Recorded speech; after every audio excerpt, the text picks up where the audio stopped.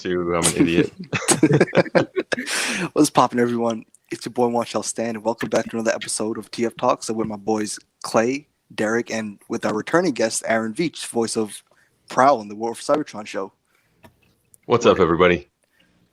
So we got so great. I mean, first of all, obvious topic.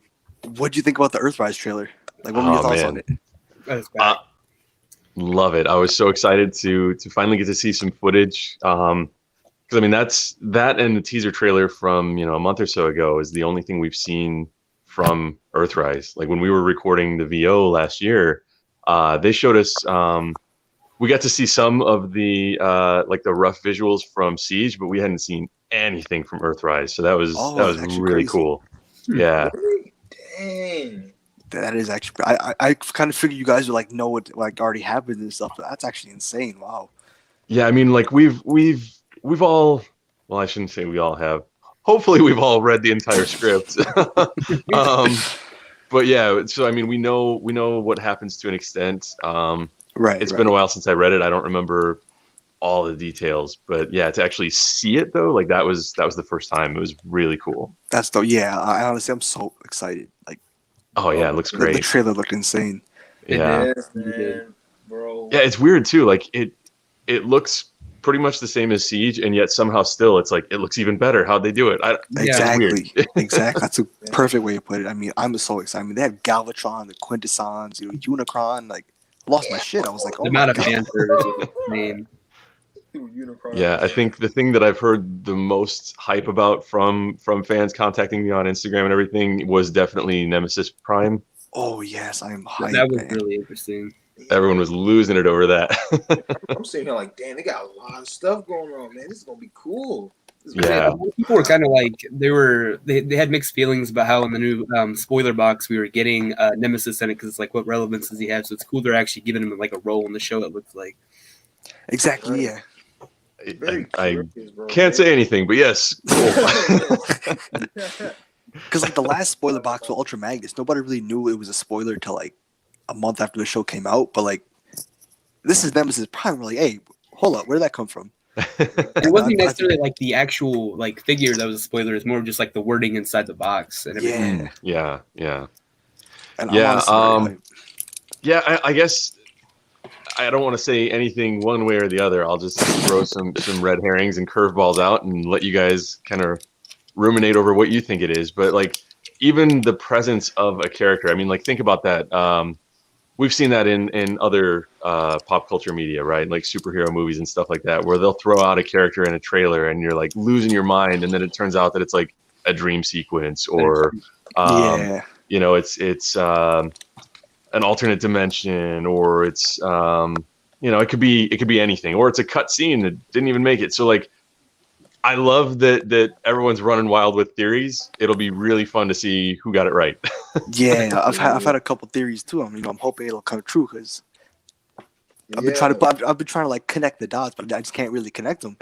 Yeah, they do a good job of keeping it secret. They definitely do. I mean, I'm glad like there's the toy leaks and all, which I'm fine with, but I'm glad there's no like show leaks because that's that really makes it special. Right. Yeah, I was talking to someone else about that. There were a lot of visual reveals in that trailer, but thankfully they didn't tell much about what's going on story wise, which that makes it fun to watch. Then you Exactly, don't like to find everything out before you get there. Like it left me confused, but like in like a good way. I'm just trying to guess like, hey, you know what I mean? Mm-hmm, right. Yeah, that's something I really liked about it. There's so much they could do with all these characters they putting in there. Like, oh my goodness. There's a lot of opportunities they have. Yeah, definitely. Because my biggest guess is something that's not explored in a lot of Transformers mediums, but it's the multiverse theory, because Transformers has a multiverse. So I'm saying like, okay, maybe that's how things lead up in Kingdom or something like that. Maybe that's how things lead up with Galvatron, Nemesis Prime. That is my biggest guess, because like, I mean, it's so cool. You know what I mean? It's so cool. You got freaking Unicron, man. You got Planet Ear himself over there. Like I'm saying, like what they gonna do with Unicron? What they gonna do with the Quintessons, Nemesis Prime, Galvatron, and then you gotta have I think the Decepticons are building like a space bridge or something, and they're gonna take their own ship or somewhere. It's just flowing right now. That's exactly the theory Yeah. I had, because like back over the summer we got that alternate universe Optimus, so that kind of opened up the idea that hey, there's alternate universe. So I'm like, maybe Galvatron, Nemesis, all those dudes, they're from a different universe. Shit happens. So I'm interested. I'm hyped. Who knows? Yeah, a lot of different directions it could go. That's for sure. Exactly. Right. Because what I've noticed especially from Siege, that it takes a bit of inspiration from the IDW comics. So it was kind of interesting to see that Galvatron was his own separate character. Yeah, that hit like a truck. I was like, hey, hold up. Wow. Is that? I was like, wow, Galvatron over here. I think he manipulating or maybe training Megatron in some capacity. That was super dope too. He's like, good, never trust anyone. I was like, what is he doing? I was like, what is going on here? Like, where we do this at? Where do we do this at? It was Now I'm not as well versed in the lore. I think you guys are the experts in that field. So explain to me, because my understanding is what Galvatron historically is Megatron, right? It's like Yeah. some sort of Usually- evolved version of Reincarnated, him. basically. Yeah, Like usually in the Megatron dies and comes back as Galvatron one way or another. Yeah, Unicron Okay. reformatted a dying Megatron into that, but basically. Right. Got it. Okay. right. It's So So, they like, did the it for, like only- a bunch of dead Decepticons too, and that's how you got Cyclonus and then the sweeps like Scourge and all those guys. Yeah, exactly. Okay. So like, Because the I only, think the same was true with what was the character? It was Sound Blaster and Sound Blaster, yeah. Mm-hmm. who was it? Because in the original lore, he's the same character, right? Yeah, in the Soundwave. Japanese continuity of G1, Soundwave died and then Okay. reformed as Sound Blaster. That's which what it was. was Yeah. interesting because in Siege, Sound Blaster was a clone. So I was like, oh, that's dope. Yeah. That was a really cool callback. I know it's kind of looking maybe too far ahead, but I'm just seeing what we've seen now. I'm so excited to see how so interested how it's gonna actually lead into Earth, Kingdom too, because I'm just so interested in that. Dude, this trailer got me hyped for Kingdom, man. I'm Yeah, super hyped. it's not just the whole show is all. It's just the next one too. It's Well, totally I guess cool. they did their job then. They cut that trailer together well. If it's getting They hyped really did. They really did. Chapter 3 already. Like, I wasn't really that hyped for Siege when it came out, but then the show I actually ended up enjoying, and then I started talking to some of the voice actors. So Earthrise is like, holy crap, it needs a lot more than it normally would. Right. Like, I was watching the trailer, I was looking for Prowl, Mirage, Alita. I was like, yo, I know all these people. That's That's cool. cool. Yeah, I caught a quick glimpse of my guy Prowl in that trailer, just very brief. I'm Right, hyped, man. I'm yeah. hyped.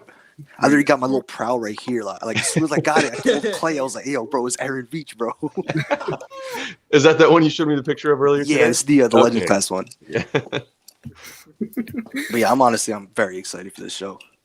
Like, I have high hopes Me for too. it. Yeah, if it keeps the same storytelling as Siege, this is gonna kill it. It's gonna kill it. And the crazy part about it is, and you see it in the trailer, they're going to the backstory. So all the criticisms we had about, bro, we don't get to see what they talking about. You see Megatron in the gladiatorial pit. So I'm saying, Yeah. they already know what's happening. They already know how to do this. I'm saying, bro, it's been a pop off. It's been a pop off. I'm ready for it. Raj out here opening his new fig. Yes, bro. Netflix, bro, it's a Siege. I mean, Earthrise or Siege or whatever, but I saved one? it for the episode. Yes, it's Impact. He got impacted. Oh, okay, gotcha. Got him Cool, today. cool. I was like, I'm gonna save it for the episode just because we talk about the show and stuff. Right. Yeah, right. I sent that. I saw that deal link for the hologram Mirage. I sent that over Yeah. to Sean. I was like, dude, I don't know if you got this one yet, but it looks pretty cool. That honestly looks dope. If I had more money, I would have copped it because that's a dope set. It looks cool. Yeah. Goodness gracious, man. Another thing we were gonna do, which is look at new figures we got. There's Raj, obviously, he just got a huge haul today, and then you, as I understand, just got Earthrise, Ironhide, and Prowl. I mean, Yeah, how are you did. liking them? Did you open them yet? I have not. They Those are fun figures. so I've got my Siege Prowl in my little voiceover booth. I've got him in there. That's the one that I got as a wrap gift from the production team. So that one's that one's near and dear to me. That one's not getting opened. That one is just gonna stay as is. And for the moment, I've got my Earthrise Prowl and Ironhide right next to it. That's a My good idea, original yeah. plan was to get two. One to keep sealed up, and next to that, just as memorabilia, and then one to get out and pose and play with. Right. And man, those things went wick. The So Siege probably you can still get for about $20 to $30, but yeah, I've seen that. Yeah, oh my god, dude. It's Yeah. heartbreaking. Cause look, I got literally have blue streak and smoke screen. I didn't need Nice. prowl. I don't know what I'm gonna do. I'm gonna have all the 3 Siege ones, but I mean I only have Earthrise Smokescreen. I don't know if I'm gonna get Prowl or not Prowl, Blue Streak or not, but obviously probably not gonna get Prowl because that's just oh my god. It's crazy Yeah, how it's- rare these it's figures are insane. becoming, man. It's crazy, bro. Like, Yeah. goodness, they be flying off the shelves. I'm sitting here like, wow. That sucks when it's like exclusives and stuff. Really, I hate Exactly. Yeah. Like when you Like, make a bigger characters popular like that. character exclusive, that's just not too yeah. cool. Yeah, it surprised me too. I didn't know how well the like the twin packs were gonna do because like not necessarily Transformers specifically, but just being a collector of like comic book figurines and stuff. Sometimes if it's a twin pack and I'm like, I really want the one character, but I don't want the other, I'll pass. But man, like those that must be one. They're two. both really popular, so yeah. Yeah, Like it's weird because it's sat in like Amazon for a bit. Like people weren't buying it, but then all of a sudden there's people just ate it up and just gone. Yeah. Right. So then you got like the other packs, like the 2 Seekers, like Thundercracker and Skywarp. That one obviously went insane. But then you got ones like Ratchet and Lifeline. That one, like I don't know how hard it is to get a hold of that one, but I feel like that It's one hard was now. It's really- tough. Yeah. Is it hard? I would say I'm not surprised. Yeah, I haven't even seen that one. I mean, And that's another one. That was the same as the Prowl and Ironhide pack. It was there just chilling there on Amazon for a month or so. Next thing you know, And then- boom, out of stock. Yeah. Isn't it weird how that happens? Yeah, right. It's so weird. The same thing happened with I think Siege Skywarp last year. Like he was just chilling on the shelf on Amazon. Like I bought him, but then Mhm. I sold him because I heard about Earthrise. The next thing you know, literally a week later, his price like literally tripled. Oh, Roger's man. biggest mistake, bro. Your biggest mistake. Yep. Which character was that? Skywarp, but it was like the Siege Oh, version. okay. Yeah, the Yeah, I Siege- sold him for 50, and literally like a week later, he was going for like Man. 150, 250. I was like, wow. You screwed up. Honestly, terrible mistake. But it's like I it's weird how see, these figures just disappear. Like, it I'm just sorry, I makes just no saw a sense. comment. Is that Jackson? JC? JC, oh yeah, Yeah, JC Jackson. Yeah, Yeah, he's got a theory from when we were talking about Galvatron. let's put it on the screen. Oh, here. interesting. He says, my theory is Galvatron is the 86 movie one where Megatron killed Optimus, and then he gets transformed into Galvatron, and now telling Siege Megatron to kill Optimus to have the Matrix for himself. That's a good idea. I like that. Second part is since he also wanted the Matrix for himself in the '86 movie. and yeah, and apparently the Interesting. Matrix is gonna have an interesting role in the show. I'm basing that off the figure itself. And I think that's why the quintessence want Optimus Prime specifically because of the Matrix. But those are just random theories, man. I'm really excited to see what they do with it. Yeah, I'm excited to see what the direction they take with these because Quintessons are big characters. Right. Like originally there are 2 different versions. One's where they create the Transformers, another where they just enslave them. So I want to see like, do the quintessence have a similar role in the show, or are they just like, I don't think they just be random. I think they have like There. sort of purpose, because Optimus says he knows who they are, right? Right. He knows so- what they are. Yeah. Right. So, oh baby, I'm ready. Yeah. I haven't been hyped for a Transformers show since Siege, so I'm ready for it. Oh my god, I'm ready for it.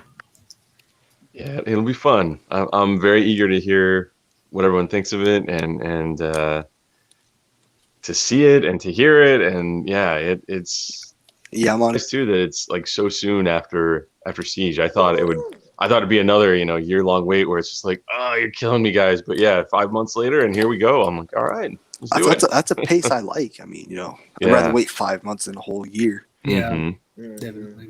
Because like, So, Yeah. I mean, if it follows this trend, we should get Kingdom by the time like the spring hits, which that's gonna be fire. Yeah, if it follows the same timeline, that's very possible. I have no clue. I mean, I think you probably heard me, Sean, and Lindsay all saying we expected 2021 for Earthrise. So Right, mean, right. just barely squeaked in before that timeline, but that is very interesting. We got OWR photos in the chat saying "Wag one, guys." That's our boy Oscar. What's up, Hey. Oscar? What's going What on, time man? would it even be for him right now? I feel like he should be asleep. Yeah, it's like late for them in the Yeah, UK. it's late for the UK. Yeah. Right. Hey, how far ahead is that? Like 8 hours? I think something like that. Yeah. I'll say usually like about 3 p.m. is when he'd go to bed because that's like late for him. It's like 10 or 11 o'clock, I think, or something like that. Wow. That's crazy. Well, I guess it's 8 hours for me. I forget you guys are in Central and East Coast time, right? Yeah. Right. That's true. Yeah. So something like that. Time zones, man. It's so weird. Very interesting, man. Yeah, I see. It kind of suck. I don't like them. I mean, You don't like time. Like, I understand Yeah. it's on the other side of the world because it's daytime at a different time, but still, like, the rest of it's kind of odd. yeah, I was it's gonna like say it'd get kind of tricky if we didn't have them, but That's yeah, true. it's tricky with them too. So I don't think there is a way to. Exactly. yeah, get it's it like all tough. right. Like when we got to It's a coordinate with time you, zone. Sean, Lindsay. I'm like, okay, they're in Cali, so that's 3 hours behind me, but that's 2 hours behind Clay. So Yeah. it's Right. it's funny to The try to get it coordination times coordinated. is interesting. Derrick, Yeah, where are you at? I don't remember. the team Oh, right there where Georgia. he is. Georgia, you said? Yeah. Okay, gotcha. Yes. Yeah, I for some reason I was thinking Florida, but close. Derrick is close enough. literally Hey, a that's Florida man. Matthias, bro. That's Matthias. Dang, you think I'm a Florida man? Literal definition of Florida. So man. there is someone in your crew from Florida. Then I didn't just pull that Yes. out of nowhere. Okay. Yeah, Matthias. Okay. Yeah. Matthias Daily Picks. I don't know if you've seen him, but yeah, that's him. He's the, like Roger said, he's the actual definition of Florida man, like that meme and everything. Oh, I haven't seen that one. Like the news headlines and stuff, where it always says like Florida man did this. Oh, okay, gotcha. yeah, Yeah. people in he Florida, did the Florida are definition on of that. crack. Yeah, one of the radio stations back in my hometown area would have this segment on their morning show where they would read a headline and then they would have callers try and guess whether it was from Russia or from Florida. Honestly, though, it's not wrong. Literally two craziest places on earth, dude. Exactly. I really hope we get to. Hold up, Yeah, JC. JC said he wants Smoke Screen and Blue Streak in Kingdom or Yes, Earthrise. man. You know what? That'd be dope. I would love to see, like, like those kind of characters, like, Jazz and everything in the show. You know what I mean? Like, maybe they hopped off the plane or something. I don't know. I would love to see, like, I'm surprised we haven't seen Jazz really. Yeah, but I don't think because I think this is gonna be like very focused on the main cast we already have. So like adding more Yeah. parts to it, that weren't in Siege is gonna be kind of like, oh, I guess we have this for fan service. I guess I don't know. Yeah, I think that's. Oh, go ahead, Aaron. Oh, I was just gonna say, I think that's one of the struggles of the 6 episode per chapter format is Definitely. in order to characterize everyone well, it does need to be a little bit of a limited cast. But that being said, with it being that it takes place, well, at least last chapter on Cybertron and not on Earth, then that means that there has to be more characters. So it's trying to find that balance of like, well, we're not just filling up the cast with rando humans. We got to have actual Transformers, but how many can we effectively flesh out and characterize with only 6 episodes? So Yeah. my hat's off to the writers, man. I think they do a great job of finding that balance where everyone gets a moment, but they're still able to get enough characters in to keep everyone happy. For sure, yeah. I'm actually interested in the whole introduction of humans because I mean they dropped that Bumblebee and Spike pack, so that kind of opened up the door. I'm like, are we gonna have humans or just a one-off thing? I'm excited. Yeah. Yeah, who knows? We'll find out. It's really curious to me because like, in the trailers, when they get on Earth looks kind of like barren. I would assume that's Earth. I don't think that was barren. Earth. I'm like, it's odd to me. So it'd be very interesting to see them interact with humans, but then again, it is 6 episodes, so like, how would they do that? Exactly. That's what I'm wondering too. Yeah. So I don't know. Maybe it's like Beast Wars, and they like meet like the primitive humans. Like, But then again, how does Spike get an exosuit if they're primitive? well, maybe that's just a G1 homage. You know what I mean? That's what I'm thinking too. Maybe we don't even have humans in the show, and it's just as a little cool selling point. I don't want to count anything out because like. Because I mean, we did get characters in the Siege line that weren't in the show. Like I was looking forward to like Springer, 6 Gun, Brund. We didn't see any of those. So, I mean, Right. So. Yeah, I don't know those characters at all. They sound cool. Springer is like, I think he's the first triple changer we've seen. I don't know if there's any. Okay. I think so. I think he's the first. Because he was pretty cool. You'd have to watch the 1986 movie, man. oh yeah, you gotta check it out. Bro. Have you seen it yet? Seen what? The 1986 Transformers movie, like the first, the G. Oh man, it's been a while. It's been a long time. I have seen it. I don't remember much of it at all. I definitely I feel should that. watch it again.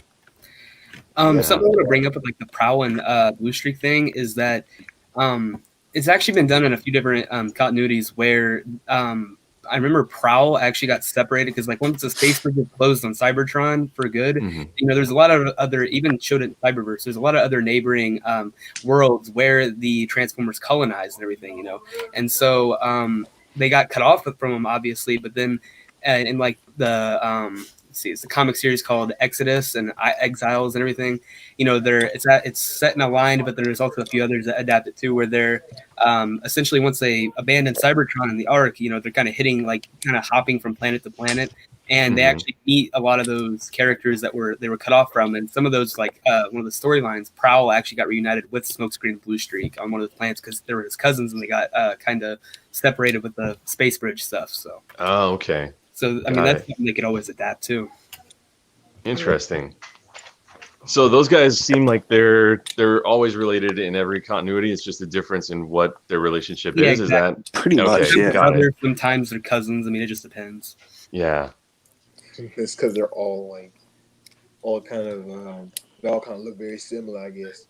Because even in like Siege, like the toys are known as like the Praxis natives. So I mean, that's assuming they're all from the same place, look the same. Yeah. I gotta admit too, just as someone who isn't as well versed in the lore, the naming of Blue Streak and Smokescreen just made my brain melt. I'm like, wait. One of them is gray like smoke, and he's Blue Streak, and the other one is blue, and he's Smokescreen.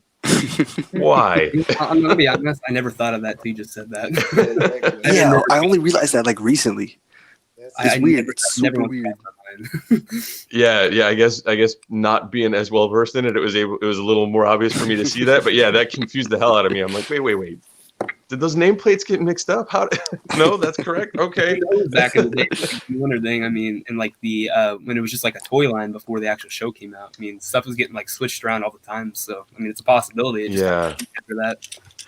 Well, and I guess I don't know. This again is just a casual observation, but from what I've read, some of the names kind of got lost in translation or changed in a way because of the translation too, where maybe they don't match up with the look of the character as well. Is that accurate? Yeah. Sounds like it. That could be some of it, definitely. Right. Some Transformers names are kind of weird, wacky, and out there, and some of them just are like, what? I think most of it comes from like the confusion because like the animation errors and the different coloration of characters in some episodes like confused a lot of people. So, that's probably the biggest reason as to why. One of the funniest things I ever saw was like one scene where there's like 3 Starscreams like standing right beside each other. Yeah, G1 animation errors are so funny. Oh my God. It's never any like it's not like I don't consider it as something that's to complain about. It's more just something that's just like hilarious to see because like 3 Starscreams all of a sudden just standing by each other. Right. Or they forget like logos on characters and like sometimes like there'll be an Autobot logo on a Decepticon. It's like okay. That's one of the things that makes it so fun to watch. This is like, what is going on, dude? It has like the funniest plots and everything. But then if those it's old like, hand animated cartoons, there was like so much more work involved, and not to downplay what computer animators do at all too. They do a ton of work too. It's just a different kind of work. But like with hand animation, like there's a lot more frequent mistakes like that where like body parts get colored the wrong way, or characters get you'll have the wrong voice coming out of the wrong character speaking sometimes. Like it's kind of funny, but it just speaks to like how much work went into it. It's hard to catch it all. I feel bad for new people coming in because then like if that's like the first show they watch, then they just like I feel like some people actually like really get confused by some of those errors. So like why are 3 Starscreams down? Like some people like take that to heart. They're like, oh my God, there's actually 3 Starscreams, and then like, like I've actually seen that. Like I've actually seen someone be like, one of the G1 plot errors or plot holes was there was 3 Starscreams, and all of a sudden they disappeared. I'm like, it's called an error in animation. It's like, oh my goodness. People amaze me sometimes. Yeah. Listen, man, Transformers fans. I hear my little brother wrestling with my dad in the room. Oh, is that what that is? Yeah, they're wrestling. That's funny. Oh, shoot, man. How old's your brother? 9. Yeah, 9. Okay. I forget all the time, honestly. Me too, man. It's weird. Well, I mean, he acts like he's like 15 or something, but he's 9, and sometimes he'll act like he's 2, so you never know. It's At least you kind don't of forget random. your siblings' names. I will literally sit there and be like, "What is your name?" And they'll tell What? me their name. I'll be like, thank you for reminding Bro, me. what? I literally sat there. My baby sister Nandi, it was like yesterday or the day before, and I would start talking to her. I was like, "What's your name again?" She said Nandi. I was like, "Oh yeah, Nandi. There you go." Dude. I know. I will say I genuinely don't know the age of my littlest sister. I have no idea. I think she's like, I want to say she's 6 or 7, but I don't know, honestly. I haven't seen her in a while. Like, it's been a couple months. I'm sitting there like, Dang, man. you never know. Do you have any Funny. siblings, Aaron? What's that? Do you have any siblings? I've got an older sister. Yeah. Older sister. Hey. Sisters, man. I have. Okay, so technically, like in my entire family as a whole, I have 4 sisters, and then I have 1 brother. So that's just too many Wow. sisters, man. It's a big family. Yeah. Well, I have I have like a adoptive dad, so technically I have like siblings with him, but then my biological dad I have other siblings with, so it just kind of goes hand in hand. Okay, gotcha. Yeah. Gotcha. That's cool. Everybody. Oh my JC. goodness. But I still see both of those dads, so that's awesome. What was that? I'm sorry, it cut out a little bit. I see both dads, so that's awesome. Oh, good, I good. kind of just like talk that. It's odd though, like kind of like talking to one about the other because I'm like dad, and they're like, wait, what do you mean? Then I'm like, oh, I mean like other ones. I have to like their first name and then dad after that, so it's weird. I just called him dad number 1 and dad number 2. I just say like Aaron dad. Yeah, that's I don't know if you've ever known that. My actual like my adoptive dad, his name's Aaron too. Oh, yeah? You said Yeah, Aaron dad, and you got Jeremy Are you dad. calling me Aaron right now? Guys, Grace, not even ready for the responsibility yet. Oh gosh. OWR photos said, "Hey, I used to be a wrestler." Just kind of random. Oh, and so I was like, someone said they used to wrestle over here. Goodness Oscar, bro. Oscar, yeah, No, no, Oscar. I'm I've saying, seen like, some of his if any old of you guys wrestling say clips, that, bro. That like- shit is fire, man. Dude, like he had like a broken nose, and he like blood pouring down, and he kept fighting. Like he finished the match. Like he's crazy.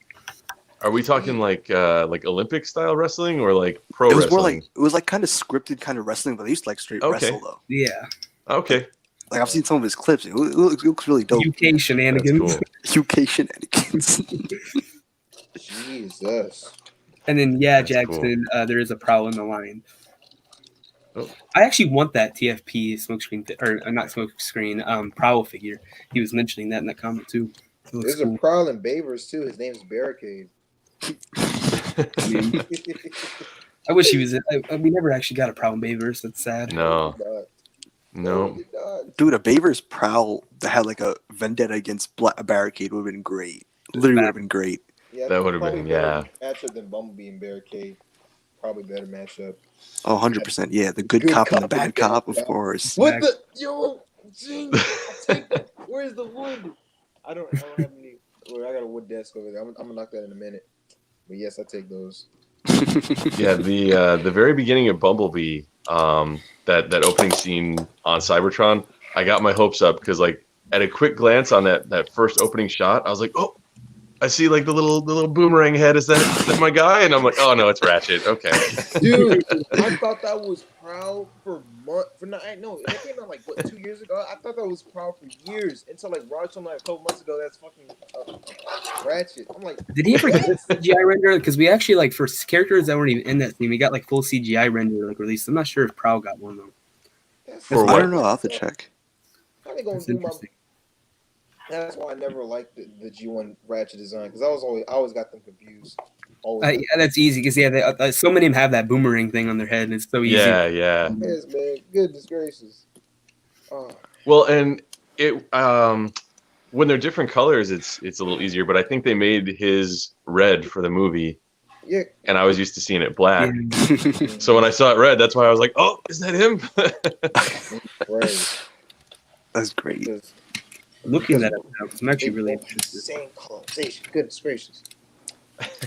Speaking of Bumblebee, I think the next movie's supposed to be a Bumblebee sequel. I think. I think. I'm not sure. I'm not sure. I heard some about that. March Yeah, right into a lot of them. Hasbro yourself, Aaron, and demand it. Be like, what is the next generation? I'm telling you right now. Bro, demand a Prowl movie. Yo, Oh, God. man. I wish I had that kind of pull, man. Whole movie and you're Write voicing the him. whole Oh, draft of the script. Just plop it on the desk. you even do motion capture for him too. Like that'd be amazing. Oh, that would be incredible. Oh, I'd love that so much. Me and Derrick can literally just be random background bots to get blown up or something. Yes, man. Just let me be like, Dude, I'm be killed to like, be a yo, random bot. in the that got Proud blown up. trailer, he just like has his gun up like this, and we just blow up in the background for no reason. Just damn. Makes it You know, even. it's funny, like, it's funny you say that about, you'd kill to be a random bot that gets blown up. Like, that was something like as just a consumer of entertainment, like when I would just watch TV and movies, I never, you don't really, like if a background actor does their job right, usually you're not focused on them, right? You know what I mean? Like that's, but like once you get into it and once you have those opportunities where maybe you are a background actor in a scene or whatever, and like you realize how excited you are, even just for that brief moment of like screen time or whatever, it's like, man, think about it. There's thousands of people involved in movie production, and every last one of them, if this is their first one, especially, this is like a celebration moment. They're like at home, with friends or family or whatever. Like, that's me, yeah. That's me. Yeah, That's that would right. be Let's literally go. so cool. It's really cool, man. Awesome. It doesn't look like there was a official CGI reveal of like the Bumblebee Prowl, but just they got a lot of cool art and stuff. Like it won't probably focus, but like got interesting arts on it. Oh, cool. Yeah. Yeah, Someone said, Jackson says, you guys gave me an idea for a pick. Does that mean you're going to do some photo manip of Ratchet and turn him into Prowl? Is that what I'm seeing? That or that's about when we were talking about that. That or it was when we were talking about the barricaded the Prowl thing in Bayverse or whatever. What's one of them? Yeah, okay. Right there. Oh, that's a picture idea I could do. I have MPM Barricade and Mini Prowl, bro. Dude, that'd be an interesting throwdown. That would be sad. That would be so sad. Prowl would still pull through though. You better. Obviously, man. JC popped in an actual fun fact I didn't know. Yeah, it did actually. I read about that like a few months ago. No, I didn't know that either. Yeah, like what? Wait, where's the? Yeah, and then Soundwave, like in I think wow. Was it TFP or was it in G1 as well? Where Soundwave's head was a Decepticon logo. I think it might have just been in TFP where that was, but I forgot what like in G1 inspired the Decepticon logo's head or whatever. I forget. That's cool. I didn't know that. That's actually pretty interesting. I mean, I definitely makes sense now that you kind of mention it. I definitely kind of draw the parallels, but that's actually pretty dope. Take a look at that. Wow. Logan Bell, I think that's how you pronounce that. Like, you know him, don't you, Roger? Bell? Yeah, that's the dude who vocodes my stop motion. What's up, Logan? Hey, you Skyward, wasn't he? Yeah, he was Skywarp too. He did Oh, it. he made Amazing. those? Oh, yo, It's dope. over with. Huh. Career ended. I'm sorry. Honestly, man, I gotta practice on my voice acting. Hey, I guess there's our next topic because we're going to talk about that anyway. I mean, Yeah, it's a good segue. voice acting. Because what do you call it? Derrick wants me to voice Blitzwing in his stop motion. Like I tried, trying to be that sound like all angry, like and it didn't sound normal. That's what I was like. That's what I was asking you last night. I was like, it doesn't sound like me, like It was just weird. So I'm not real familiar with that character, but like, tell me what he's about. He was I guess here, we'll approach it this way. Like when I get an audition or when I'm working on a character for something I'm shooting, this is kind of my process. That doesn't mean it has to be your process. Every actor approaches it differently. But so the first thing I would do is try and get a sense of who this guy is. So tell me a little bit about him. Tell me his background. Tell me how he is with his friendships and relationships. Like what's he like? Have you seen the Bumblebee movie? What's that? Have you seen the Bumblebee movie? Yeah. You remember when B throws down with that, like the transformer that turns from the jet, like the white one? Like He yells at the very beginning? Did you think you could hide? That guy right there. That That's Blitzwing. Yeah, that's Blitzwing. Oh, okay, got it. I tried sounding like him, but I was like, you know what? I tried imitating him, and it didn't really flow that well. So I was like, maybe I should. Yeah, and there's like the Transformers animated one too, where he's just like he's a lunatic. He's crazy. He's got three different personalities. Yeah, he's got one where he's just kind of chill and like actually kind of smart. There's one where he's insane, and then there's one where he's just like a hardened like military general or something like that. So okay. there's so many things you could like really adapt for it. But Yeah, like Yeah, what kind yeah. what do you want from Blitzwing, Derrick? Like For in your me, when I was writing him, I want to do someone who basically would mirror Bumblebee, and he's more so arrogant and patient, and he's like, "Can we get it done?" And they're like, "Oh, we're gonna do it tomorrow," and he's like, "Well, can we get it done now?" And they're like, "No, we're gonna do it tomorrow, but can we get it done now?" You know what I'm saying? So he's it sounds like Okay. Transformers animated, honestly, like the Right, way he so- do that. So they're just switch faces between every time he answers. So he's more so he's not so much of a gruff character because I don't want people to imitate when it comes to my stop motion. I want people to be their own person, their own I get thing that, yeah. for my own project. Because if everyone tries to not even like because my friend Corey when he had this for Optimus Prime, he said I can't be Peter Cullen, and I was like, I don't want you to be Peter Cullen. Peter Cullen is Peter Cullen. You be Corey. Yep. So he came out as Corey. He did a pretty good job as Optimus, and that's what I want for Raj. I want Raj to bring Raj into the character, not the Bumblebee movie Blitzwing into the character. If that makes sense. That does make sense. I get that. Yeah, It was the it camera. sounds like you're going about it the right way, Derrick. Like we talked about last time I was chatting with you guys. Trying to imitate someone usually doesn't work out well because of what you said. Yeah, there's only one Peter Cullen, right? Right. Tell you who this character is and what he's all about. You got to kind of do some detective work and see if you can create who he is and what he's about. So the next thing I would do then is look at the lines that you're trying to deliver and see, are there any hints as to why he's saying what he's saying? Who is he talking to? What is he talking about?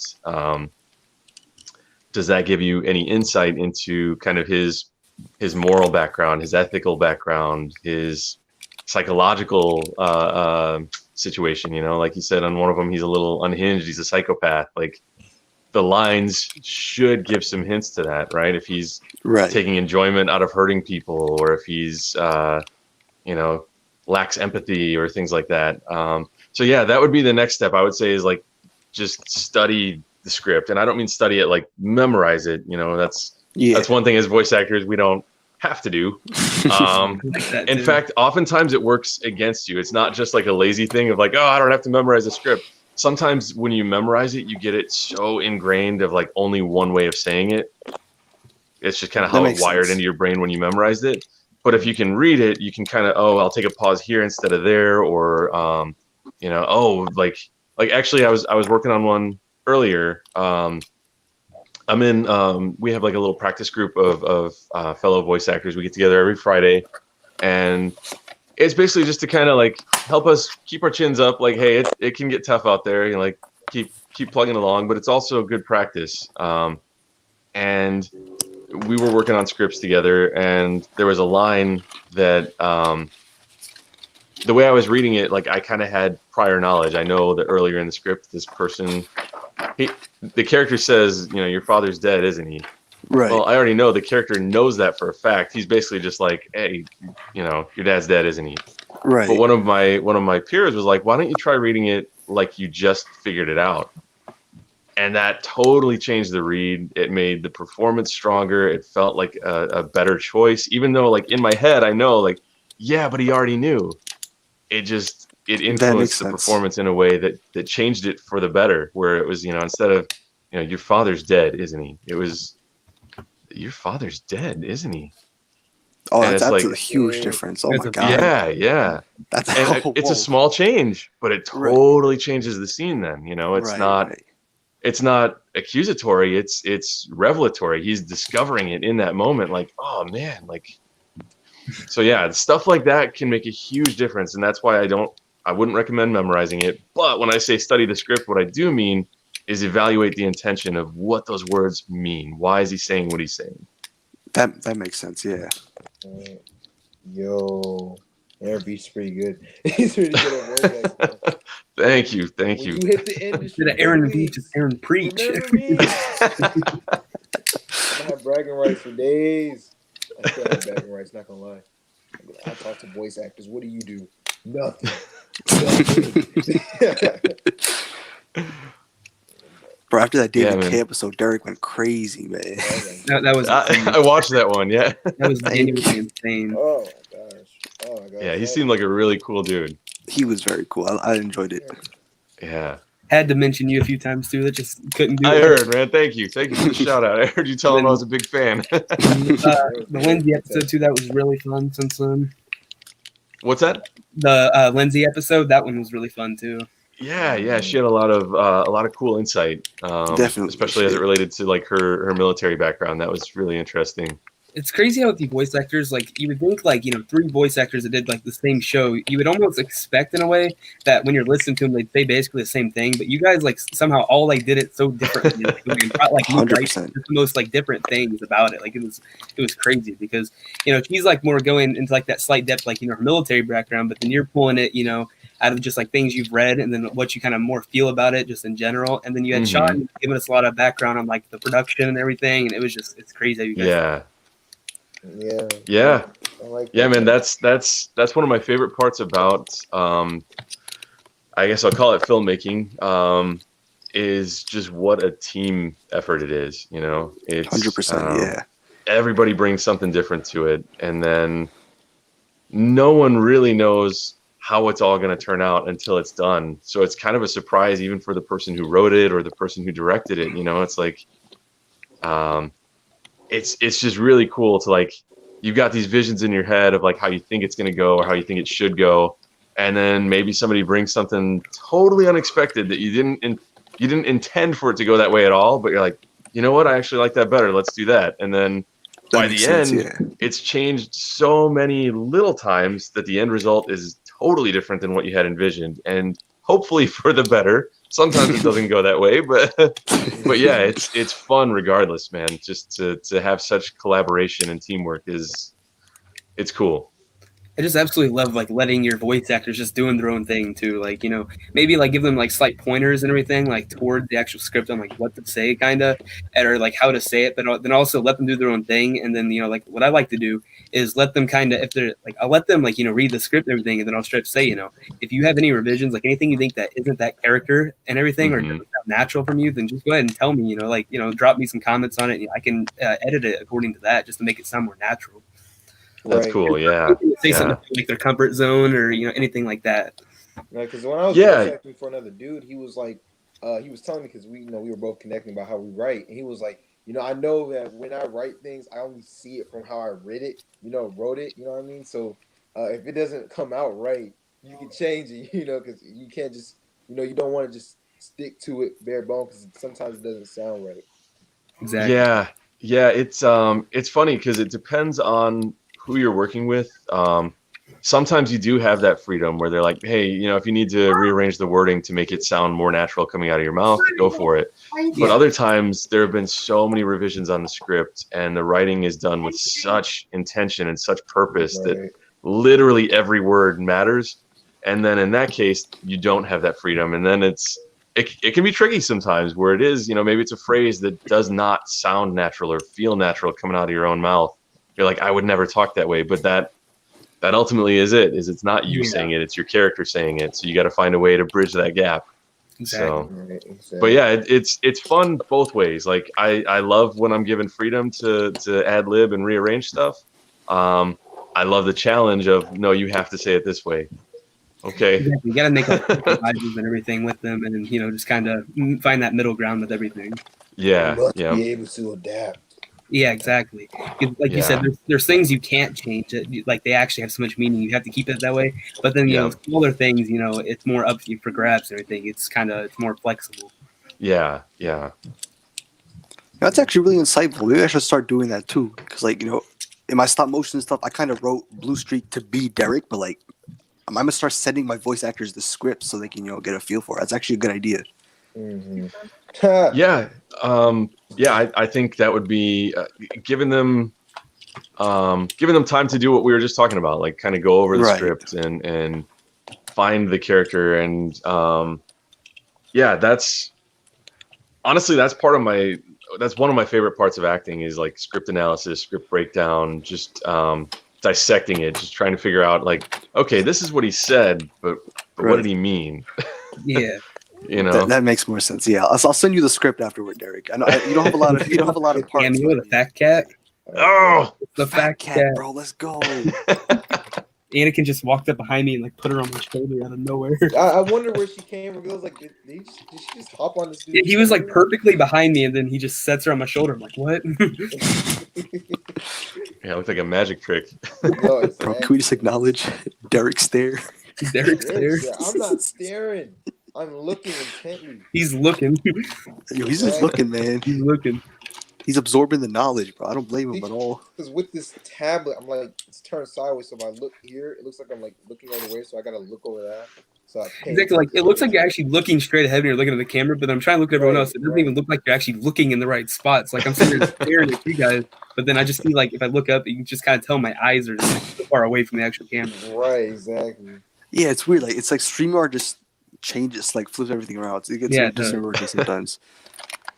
Yeah, I'm terrible with that. Like I never look into the lens like I'm supposed to for these like 100%. I just want to look YouTube at videos and stuff. I'm always looking at the screen to see everyone else. I definitely do feel that. Teach proud SS barricade. I need to do me some Those could be cool pictures. I gotta take some barricade cool. and prowl pictures Yeah. soon. I'm definitely gonna. You know what? I gotta make sure that I get all the TF voice actors that we talk to. I gotta make sure I get all their things, man. Just be like, that's Aaron. That's Yes, Aaron. bro. I gotta post each barricade pics tonight. Flipping K. Like, I'm gonna have all that. All of that. It's gonna be- Oh, we glossed through this. I just saw JC's comment earlier. He said, speaking of stop motions, he's been filming his stop motion new Cybertron Part 2, and he's almost cool. finished the outside scenes and then filming the inside shots. It's been really fun to do. Oh my Awesome. God, stop motions are so tedious. Stop motion, Yes, they're bro. so tedious. Oh my god. Oh my God. Yeah, I'm so impressed with so much of the fan art that I've seen, whether it's drawings or toy photography or stop motion. Like, blown away. You guys, for one, to devote that much time to it is kudos, man. Like that, yeah, like you said, stop motion is tedious. Stop motion. But yeah, it's really impressive too. There's a lot of talented folks out there. Yeah, a lot of people go crazy. It's The so fact that cool. people spend like just to get 30 seconds of footage for stop motion, if they're like consistently moving it, like it takes like days upon days. It's like Yeah, They will literally spend it doing it too. Like, what was Exactly. good shots? It was like 3 seconds, 5 seconds or something. it was like a 5-second fight scene between Optimus and Megatron and TLK. 4 And- hours. Yeah, it took him 4 4 months. for it was about 4 months or something like that, or like weeks or something. Like it was Yeah. that long, and it's not even finished. He had a green screen behind it, so you could edit the background in. He had like, arms actually like coming up to support the figures, so like they could hold those poses. So he's got to scrub that out, like that long just to get the actual movement is oh my god, not even Insane, edited. dude. And it looks very smooth, so it paid off. Yeah, sound hasn't even been put in. Like none of the editing has been started, and the fact that it took that long for that is insane. It's a popper. Oh, look yeah. at him. Sorry, he's crying at me. He's like, "Pay attention to me." All right, Say hi, buddy. Hey, Wanna say hi? this dog is so beautiful. vibes going strong, man. You a good boy. Yeah. Oh my god. Oh, just trying to pull my mic out. That's great. Like literally, the other day I was on a call with Clay. I literally spent an hour and a half talking to him and like filming. All I got was like 4 seconds of footage. I was like, Crazy. All right, so Corey goes, Raj's stop motions are slick, and he hasn't seen Thank enough of mine and Derrick's. Well, I haven't like really posted any yet. Like I got some in the work, but I haven't necessarily like put them out yet. And then same thing with Derrick, I think. And then after that, he goes, I just want to say Raj is a super cutie. hey, this man Oh. Derrick, it's like Oh my Corey, bro. The only He's stop motion I posted caught him was lacking. rough ones, man. I didn't look. Raj blew my mind. Okay, he said take a bunch of pictures, then speed it up. I was like, that's how you're supposed to do it. And so I did that with one of them. It started working. I was like, oh my god, it's finally working. Oh my god. Yeah, bro. That's the key. Take like a bunch of small pictures, but change your frame rate and stuff. Oh my god. How many photos do you guys put like per second to get those? I use like maybe 20. I mean Yeah, I 24, 25 FPS. Okay. 18 to 20 right now. But then what do you Okay. call it? I end up putting my clips in like some software, like cutting them up and speeding them up and stuff. So I mean, I guess it depends. I gotta show you that too, Derrick. Yeah, I just wondered because the frame rate for film is usually like 24 frames per second, but I didn't know like do you match that to keep it smooth, or do you want it a little less than that so it intentionally looks like stop motion? Yeah. Right, yeah. I definitely get that. With me, I just try to make them as smooth and like natural looking as possible and everything. Then you got people that make them go so fast they look unnatural and like it's kind of like you're jittering and like teleporting everywhere. Because they'll have like a hand there. Yeah, next thing you know, Shout out to Nitro, man. Nitro. But I mean, it is tedious, but like I find it kind of fun at the same time. Yeah, it's like definitely it's very rewarding at the end when you see it. You're like, ha, I did it. Exactly, yeah. Like when like people like comment, be like, "Hey, this is dope." I'm like, "Oh, but thank you, man. I spent my time doing that." I have to get all my voice actors, get their time and stuff too. Yeah. Oh my goodness, voicing Blue Streak was pretty fun. Not gonna lie, it was pretty fun. Yes, bro. You did great, bro. Like you literally just came out as perfect as I imagined. Because I tried writing Blue Streak being you, so that worked. That worked. Oh, I appreciate you, man. Oscar's off the bed, boys. All right, good night, Oscar. Appreciate you, man. It's like midnight in the UK. We use too many pixels. It's a high frame rate effect that hurts your brain. I can feel that. Sometimes things will go way too fast, and I'll be confused. That's what's happening. And then you got the ones that actually make you sick to your stomach because like it's like they have like 1 FPS, so then it's like just like 1 second, they're like this, and next like they're on the ground and it just keeps going, and it's like that it's was making you nauseous. I'm sitting here like, oh, okay. I think the funniest ones are the ones that don't have a tripod, so they're not even still you. Like you literally just see this. Yeah. It's like it's different angles and stuff. Crazy stuff because this isn't I don't have an iPod tripod. I just use this, so I have to I literally use books to hold this steady. Same, bro. Literally same. Like my tripod broke, so I literally just use a bottle of glasses cleaner and tilt my phone on it and just elevate it as I need to. Whatever works, right? Exactly. Gets the job done, I guess. No sacrifice, no victory, man. Corey Davis said it's like when they released the second Hobbit movie in theaters with a higher frame rate and the audience got nauseous. Yeah. I feel that. It's funny too because like on paper the higher frame rate should look better. It should right. It should work better. It should trick your brain more to look more like like you're really there. But yeah, there's just something about the way that we're trained to see 24 or 30 frames per second that anything higher than that just you're like, something looks off. Well, what's going on here, man? What are you doing? Slow down. And it's funny too because like I don't know, do you guys know why 24 is like the standard? No. I don't. I don't know exactly. It's literally just film companies being cheap. Wow. That's all it is. This is from like back in the days of like hand cranked film cameras, right? Like where you're actually developing film to make a movie. And 24 was like the bare minimum that they could get by where it didn't look like a flip book. It looked smooth. So that's what they used. Any slower than that, and some people would see the breaks in between the frames. Any faster than that, and they're just burning through more film than they need to. So they're like 24, and that just became the industry standard. So that's all it is. But after generations of seeing 24 frames per second, now everyone's so conditioned to it that anything outside of that looks funny. Yeah, that does make sense.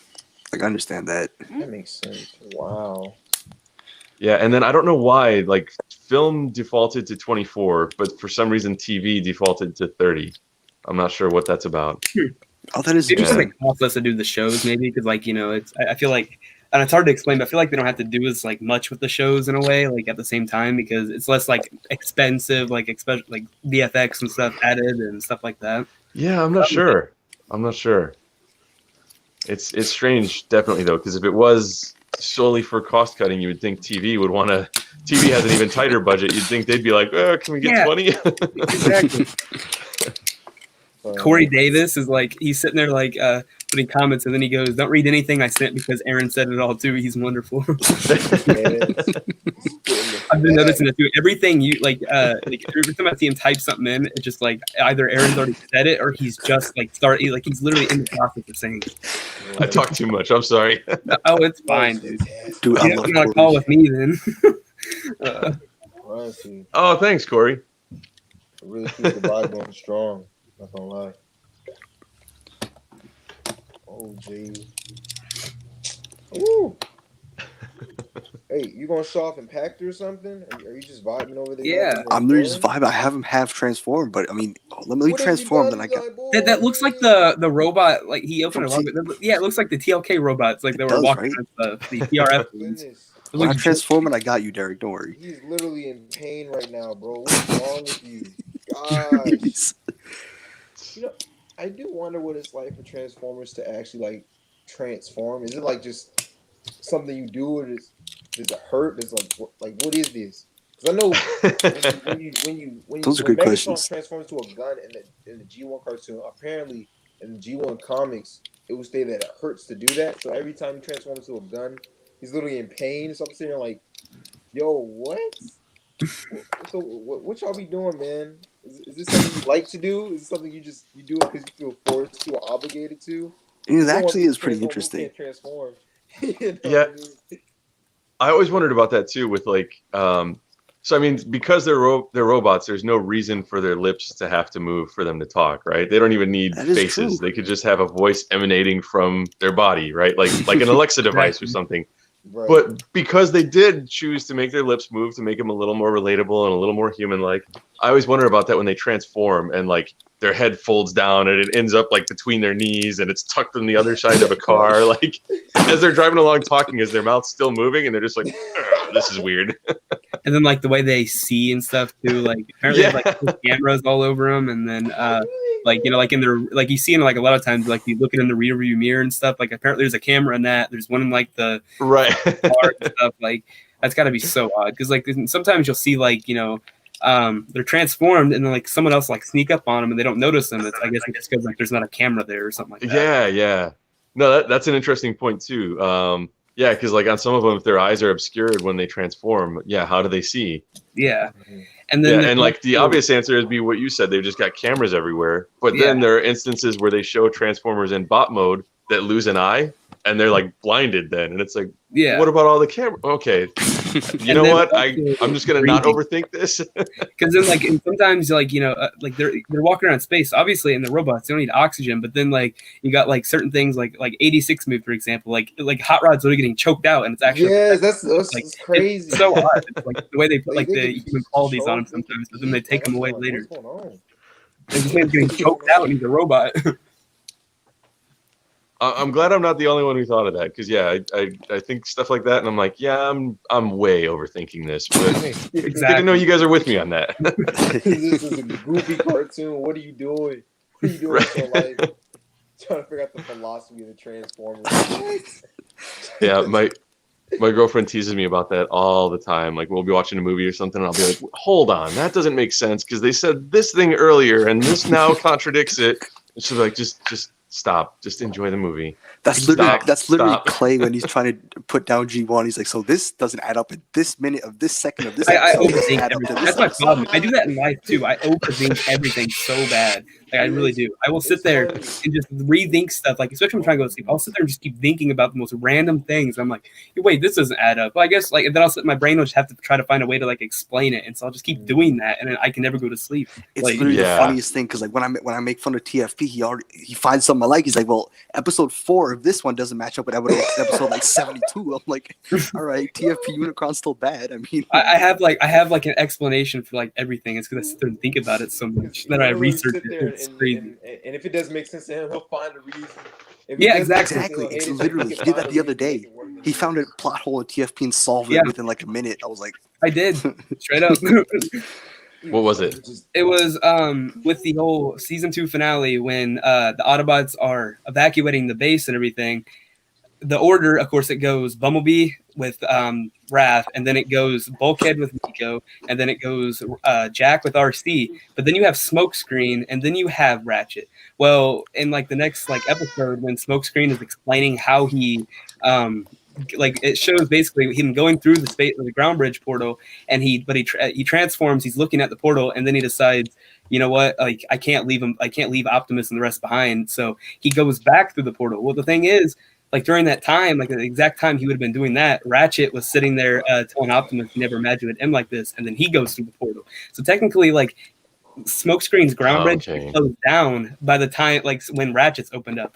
But then like I figured it out with the way the properties like with of the phase shifter explained, which is like a relic that he has. You can walk through walls and stuff. Essentially, like his ground bridge portal there's also a delay on how they close. So technically, he could have crossed over and like literally passed by Ratchet as he was going out of his and stuff. And that's interesting. How do you remember the exact plot hole Raj was talking about? Because it was just the other day. It was like 2 days ago we talked. Yeah, about it was really. I was sitting here filming with the Blue Streak, and I was like, I had TFP going on in my ears. I was focused on the stop motion. I'm like, what? How? I just think about this stuff, and then I just remember other things I've learned, and I just Our calls are literally the funniest. He just goes on about TFP. It's amazing. I do. That or just something else. Like, it's always something I will sit there and go on about forever. That's how I am with like anything Marvel related. Like I'll talk your ear off. Exactly. Well, okay, so I know I'll do you that saw the for reveals yesterday, though, right? Oh, for sure. Yeah. Oh man. I will sit there for hours explaining everything about the MCU, and like, He did. He's not even joking. He literally did. I can tell you anything about the MCU. It's to the point where it's actually sad. All right, I gotta hear then. What do you guys think? All these announcements about Spider-Man 3. Are they actually going to play a part in the story, or are they just trolling fans and it's going to be like Doctor Strange opens some portals and lets you see these other dimensions and it's a 3-minute scene and done? Well, with Collider, like, because that's like the people that are like dropping a lot of these thoughts and everything. I don't know. It seems like they've never been like extremely reliable in the past. So honestly, I don't know what to think about a lot of them.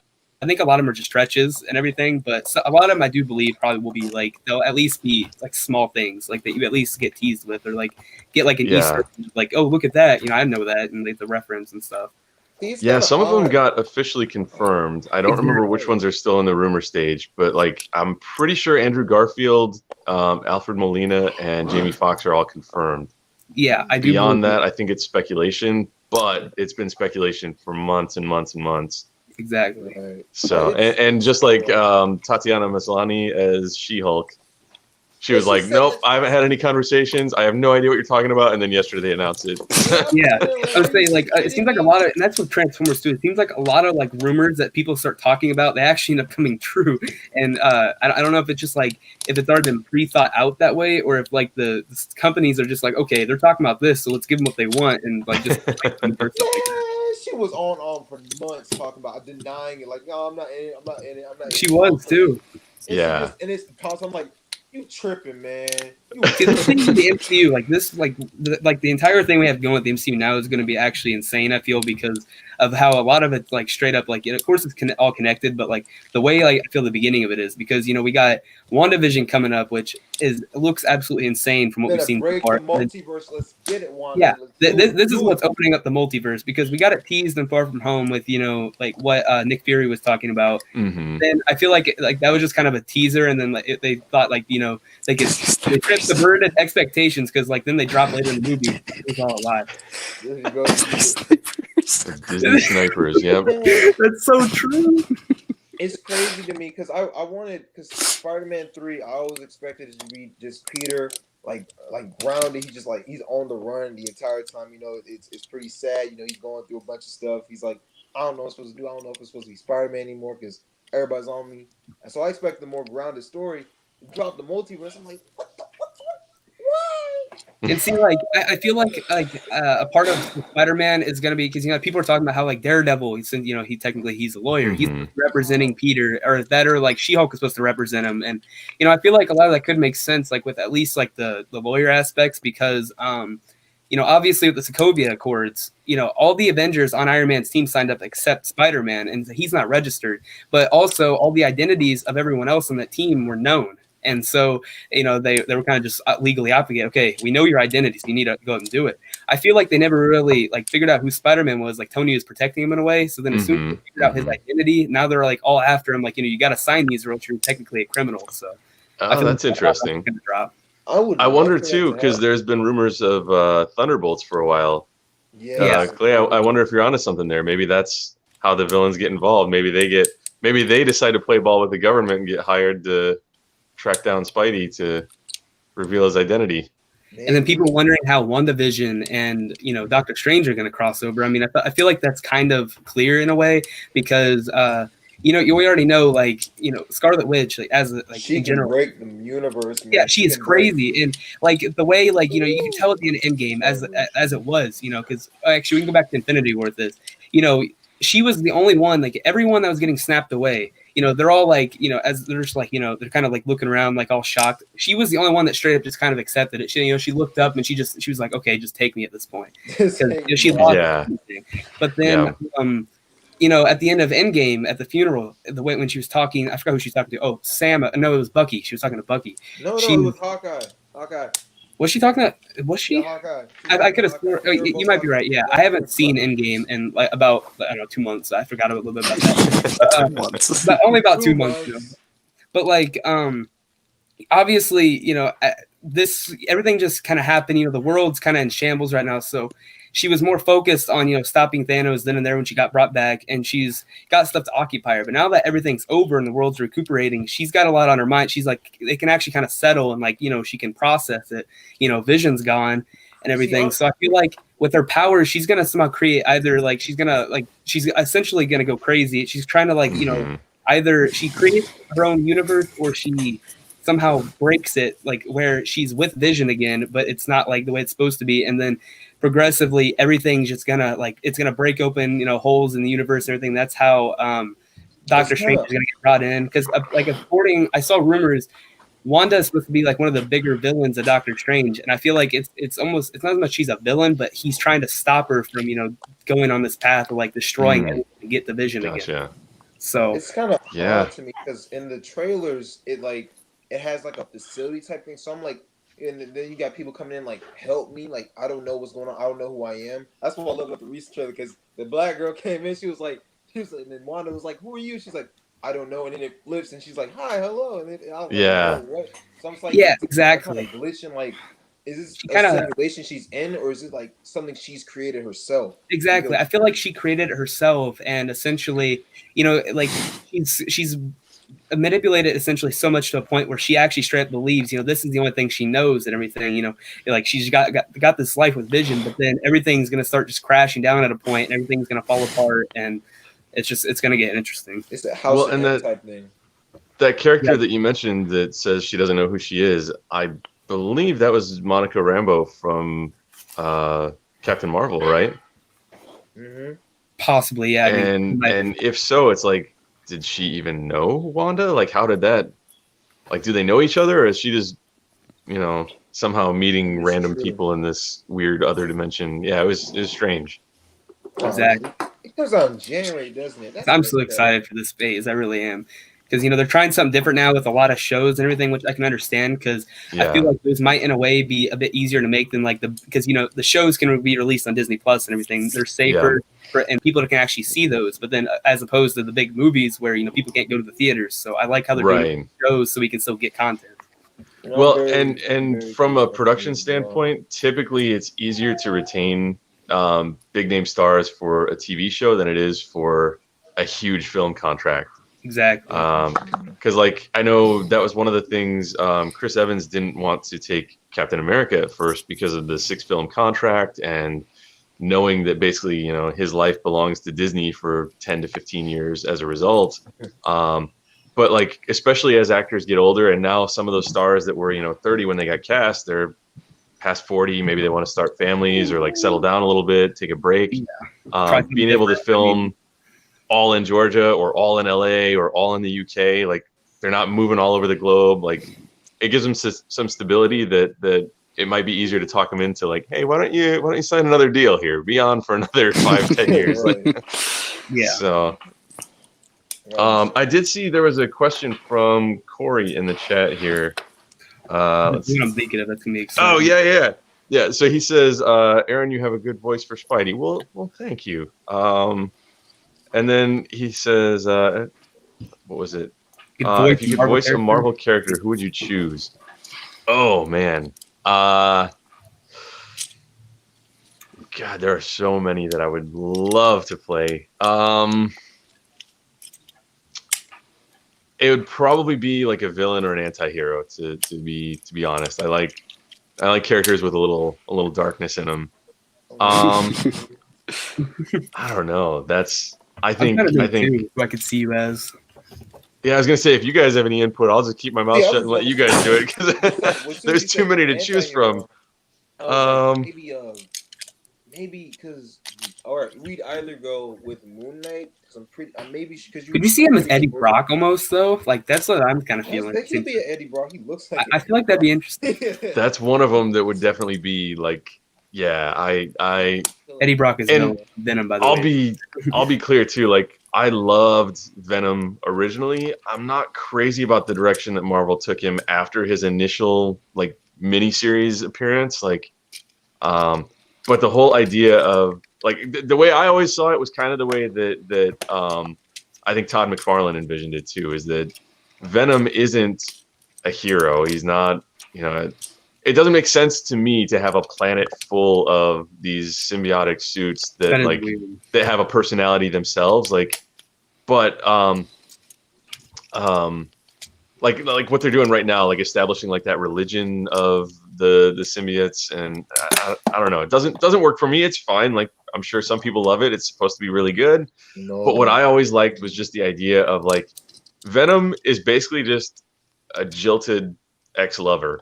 Like, yeah, I think that is so interesting. There's never been a villain like that. That's basically just like a psycho ex. Like, the only reason he wants to destroy Spider-Man is because Spider-Man rejected him. That's crazy. I love it. I like that. It is funny too because when Spider-Man will be like, "Oh, I'll take you back," he'll be like, "Oh, really? Thanks, man." And he'll be like, "Oh, no, I'm just messing with you." Like, that's exactly it. The movie is solely just like the like just how like I love Tom Hardy, but how like Tom Hardy and then like of course Venom go back and forth with each other like that. Like that was fun. I just love that, like the way like he sit there and just talks back to him and stuff, and like they're like so like their development. At first, he's just purely using him and everything, but then they actually grow to be friends, and I like how that goes. That's just like one of my favorite things about it. But like the rest of it is weird. Like the whole planet thing, I don't know. Yeah, it's weird. Yeah, to me, like Derrick, I love that point you made too. Like even like 10 years into Venom's obsession with Spider-Man, like he's out to kill his family and just terrorize him. You're right. In a heartbeat, if Spider-Man was like, "All right, fine, you win. I'll take you back." Vendetta over. He's jumping ship. He's leaving Eddie Brock in the cold. Like that is exactly what he wants, and I think that's what's so fascinating about it. Is like he is out to destroy Peter Parker until Peter Parker's like, "All right, I want you back."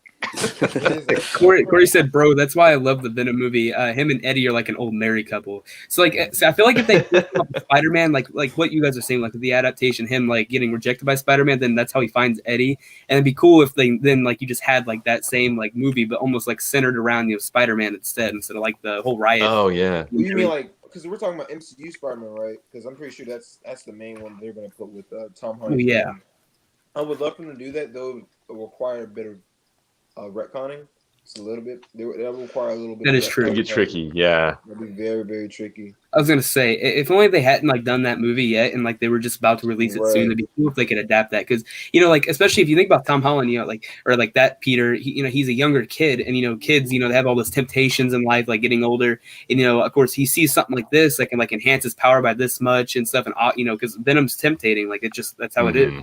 All the powers. So eventually, he has like a whole movie of that, then he progressively gets worse and worse, and kind of like in Spider-Man 3, how he progressively was just getting, crazier and crazier until finally, he has to actually like shrug it off, and then that's when he merges with Eddie, and then that's when that vendetta starts and everything. Yeah.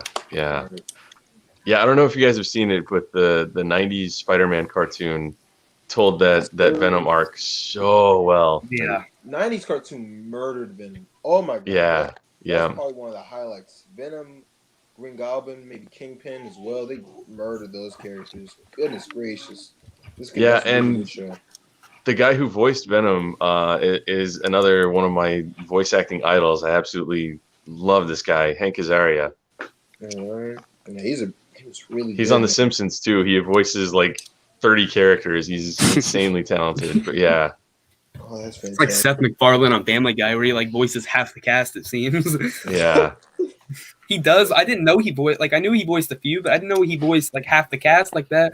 I'm like, man, they're all such different voices. We talked about that before. That amazes me, just how like different the people can pull off the voices and stuff. Well, and that's what we were chatting about the other day. Is like ultimately, is there a voice for each character? Sure, but ultimately, it's different characters, not just different voices, and that's why it works so Exactly. well. It's yeah. I mean, even someone who uses their natural speaking voice predominantly for their acting can still create. I mean, that's what film actors do, right? Most film actors don't make up new voices for each character they play, and yet if you compare, Gary Oldman in The Fifth Element versus Gary Oldman in pick any other movie, Tinker Tailor Soldier Spy, like they're not the same at all. You just made two different characters. So that's what Yeah. you do with voice acting too. It's just then you have the option of like, well, maybe I'll change my voice for it too. So like, like when I voice and stuff, like I much prefer to like, because like we always said, it's fun to stay with things that like, you feel more comfortable with. But it also is like when you're uncomfortable, but stick like kind of closer to your own voice because it'll be more natural in a way. So like me, like I like to go for like kind of like the more reckless or like younger type ones, just like a lot of energy and everything. That's just how I do it. And then, what Roger's like main thing is, like what his prefer is. Like, what's yours, Roger? Do you know? Not really. I'm not entirely sure. See, I don't really voice act like that. Because I'm voicing Smokescreen in my series, and then I'm also voicing B in his and everything, and those are like all like, young and energetic and everything. So Derrick likes the vibey type, bro. Like the ones that just like they're just there, just vibing. I couldn't voice anyone in my own series, mainly because I just kill myself. That's my main shape. When I was a kid, I used to write comics, and I'd put myself in there just to get blown up. So it's like every time I put myself in a movie, I gotta die, like every single time. In my own property, I have to just get because it's funny. It's You're like funny. Sean Bean, gotta die in every movie. Let's see. Oh, I missed this. Jackson says that my voice reminds him of Captain America voice from the Avengers Assemble show. Exactly what I definitely see that. Yeah, that and like Earth's Mightiest Heroes, which is leaps and bounds better than Avengers Assemble. Oh, really? Okay. So good. Like I'll have to check I that can't out. tell you how good that show is. It's just so hard, but you have to watch because it's amazing. Cap is another one of my favorite characters, so I would be all about that. Yeah, definitely. He's the best Avenger. I mean, what do you expect? Yeah. I think if I had to give like a top 5 of Marvel characters that I would want to voice, it would probably not in this order, but yeah, Cap would be on there, Venom would be on there. I think Doctor Doom would probably be on there. Doctor Doom. Magneto. For sure, Magneto. He's one of my favorites. Doctor Doom too. Like I want like a straight. Like hope the MCU does it with their Fantastic Four dropping. Like I really want to see like a really good just straight Doctor Doom with like his basically like Iron Man suit type thing with like his hood and everything. I just want to straight see that. Me too. I don't want them doing the first movie anymore because Fantastic Four movies are cursed, especially with Doctor Doom in the first movie. Maybe for the second and third movie, man. Yeah. Don't do it again, man. Please don't. Yeah. They're probably gonna reboot it though, to be honest. Yeah, they that was part of the announcement yesterday. What, Mark Webb? Or no, not Mark Webb. Who is it? John Watts. John Watts. Yeah. Yeah, that should be good. Optimistic. I hope that it's pretty good. It's something new, as like I understand, why people don't like MC Spidey. Personally, I don't mind it, but like I can definitely see why people are like really anxious about it. And of course, it's Fantastic Four, so you have to do that right, and it's been hard to do in the past. So. No, that's the main reason because I'm like, those movies are cursed, bro. I hope we get a homage to Chris Evans being the Human Torch in those, that'd be cool. Like some like mention of like hopefully the Johnny Storm actor kind of like almost like I hope he gets like just this moment if he ever meets Cap in a way or like at least talks to him or something like that. Like that'd be just so cool. Like only like real people would just understand that. Yeah, that'd be cool. I'm looking forward to it all, man. They announced a lot of cool stuff yesterday for Marvel and Star Wars. It's good to be a Disney fan, like Disney franchise fan, honestly, because Marvel and Star Wars are blowing up. I cannot tell you how long I've been wanting like one an Ahsoka show, but then Obi-Wan. Like Obi-Wan, I wanted that so bad for so long, and the fact that we're finally like getting and such a Hayden Christensen and then Ewan McGregor back, like, that just kills me. No, it just kills me. Back up, Hayden Christensen's coming back. Come Fact. on, man. Dude, oh my, okay, that he just earned so much more respect for me for the fact that he received so much hate in the prequel trilogy, and the fact that he never like verbally like went out on any social media and like tried to defend himself. He just straight just took it. But then the fact that he's even coming back, that just blows my mind. I'm like, yeah, there you go. He cares for that character, and that just shows it. Yeah. I was gonna say, as an actor, I'm pulling for him so hard, just because like I won't say that I loved his performance in that prequel trilogy. I think there's definitely some justifiable criticism there, but I mean, the guy was a young actor getting thrown into this huge franchise, so much pressure. The script wasn't great either. I mean, his whole rant about sand. I don't care if you have Leonardo DiCaprio performing that. It's not going to go well. Just weren't. And the worst part about it was George, because Hayden, and when you look at the notes for Attack of the Clones: Revenge of the Sith, Hayden told Joel George, "I don't want to play this whiny character." George said, Anakin's a whiny character, so you're gonna do it, and you're gonna like him. You know what I mean? So Hayden, I feel like definitely Hayden's best performance was in Revenge of the Sith, because like I feel like that's the best thing he did was like that slow descent into darkness right there. That was his perfect part. But then Attack of the Clones, it was pretty rough. Like the whole like Anakin and Padme thing, I didn't hate it, but it definitely could have been done so much better. And like they could have like fleshed that out a lot more than just like out of nowhere she's all of a sudden like she's all like just trying to stay away from it 1 second, but the next she's all like, "Oh, I love you" and everything. So and they just start kissing. Like, "Oh, okay, all right." I hope he kills it. I love the Cross the Stars theme that they have, like that score that happens, like when they're actually riding in the chariot out into the arena. That scene, I love that though. I do love that. Right. Well, guys, Cross the Stars is amazing. I hate to run, but my dog is going nuts. I think he's gonna need to go out. So, but man, this was a ton of fun chatting with you guys, and appreciate you having me on, man.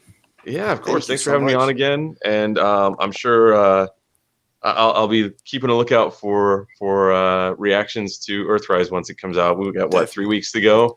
We got so ready for that. I'm so ready for the episode with you, Lindsay, and Sean all together. That's gonna be crazy. Oh yeah. Let me know. That'd be cool. Yeah. I think what we're gonna do, just like because it seems like the more people you have on StreamYard, the worse it is. What we're gonna do is we're gonna come up with a bunch of questions, or we're not gonna necessarily come up with questions. We're gonna like drop like a box or something, or like something on the on Instagram. I'll probably make a post on my page. Yeah, exactly. Hey guys, we're having a cool episode. Everyone drop your comments in the.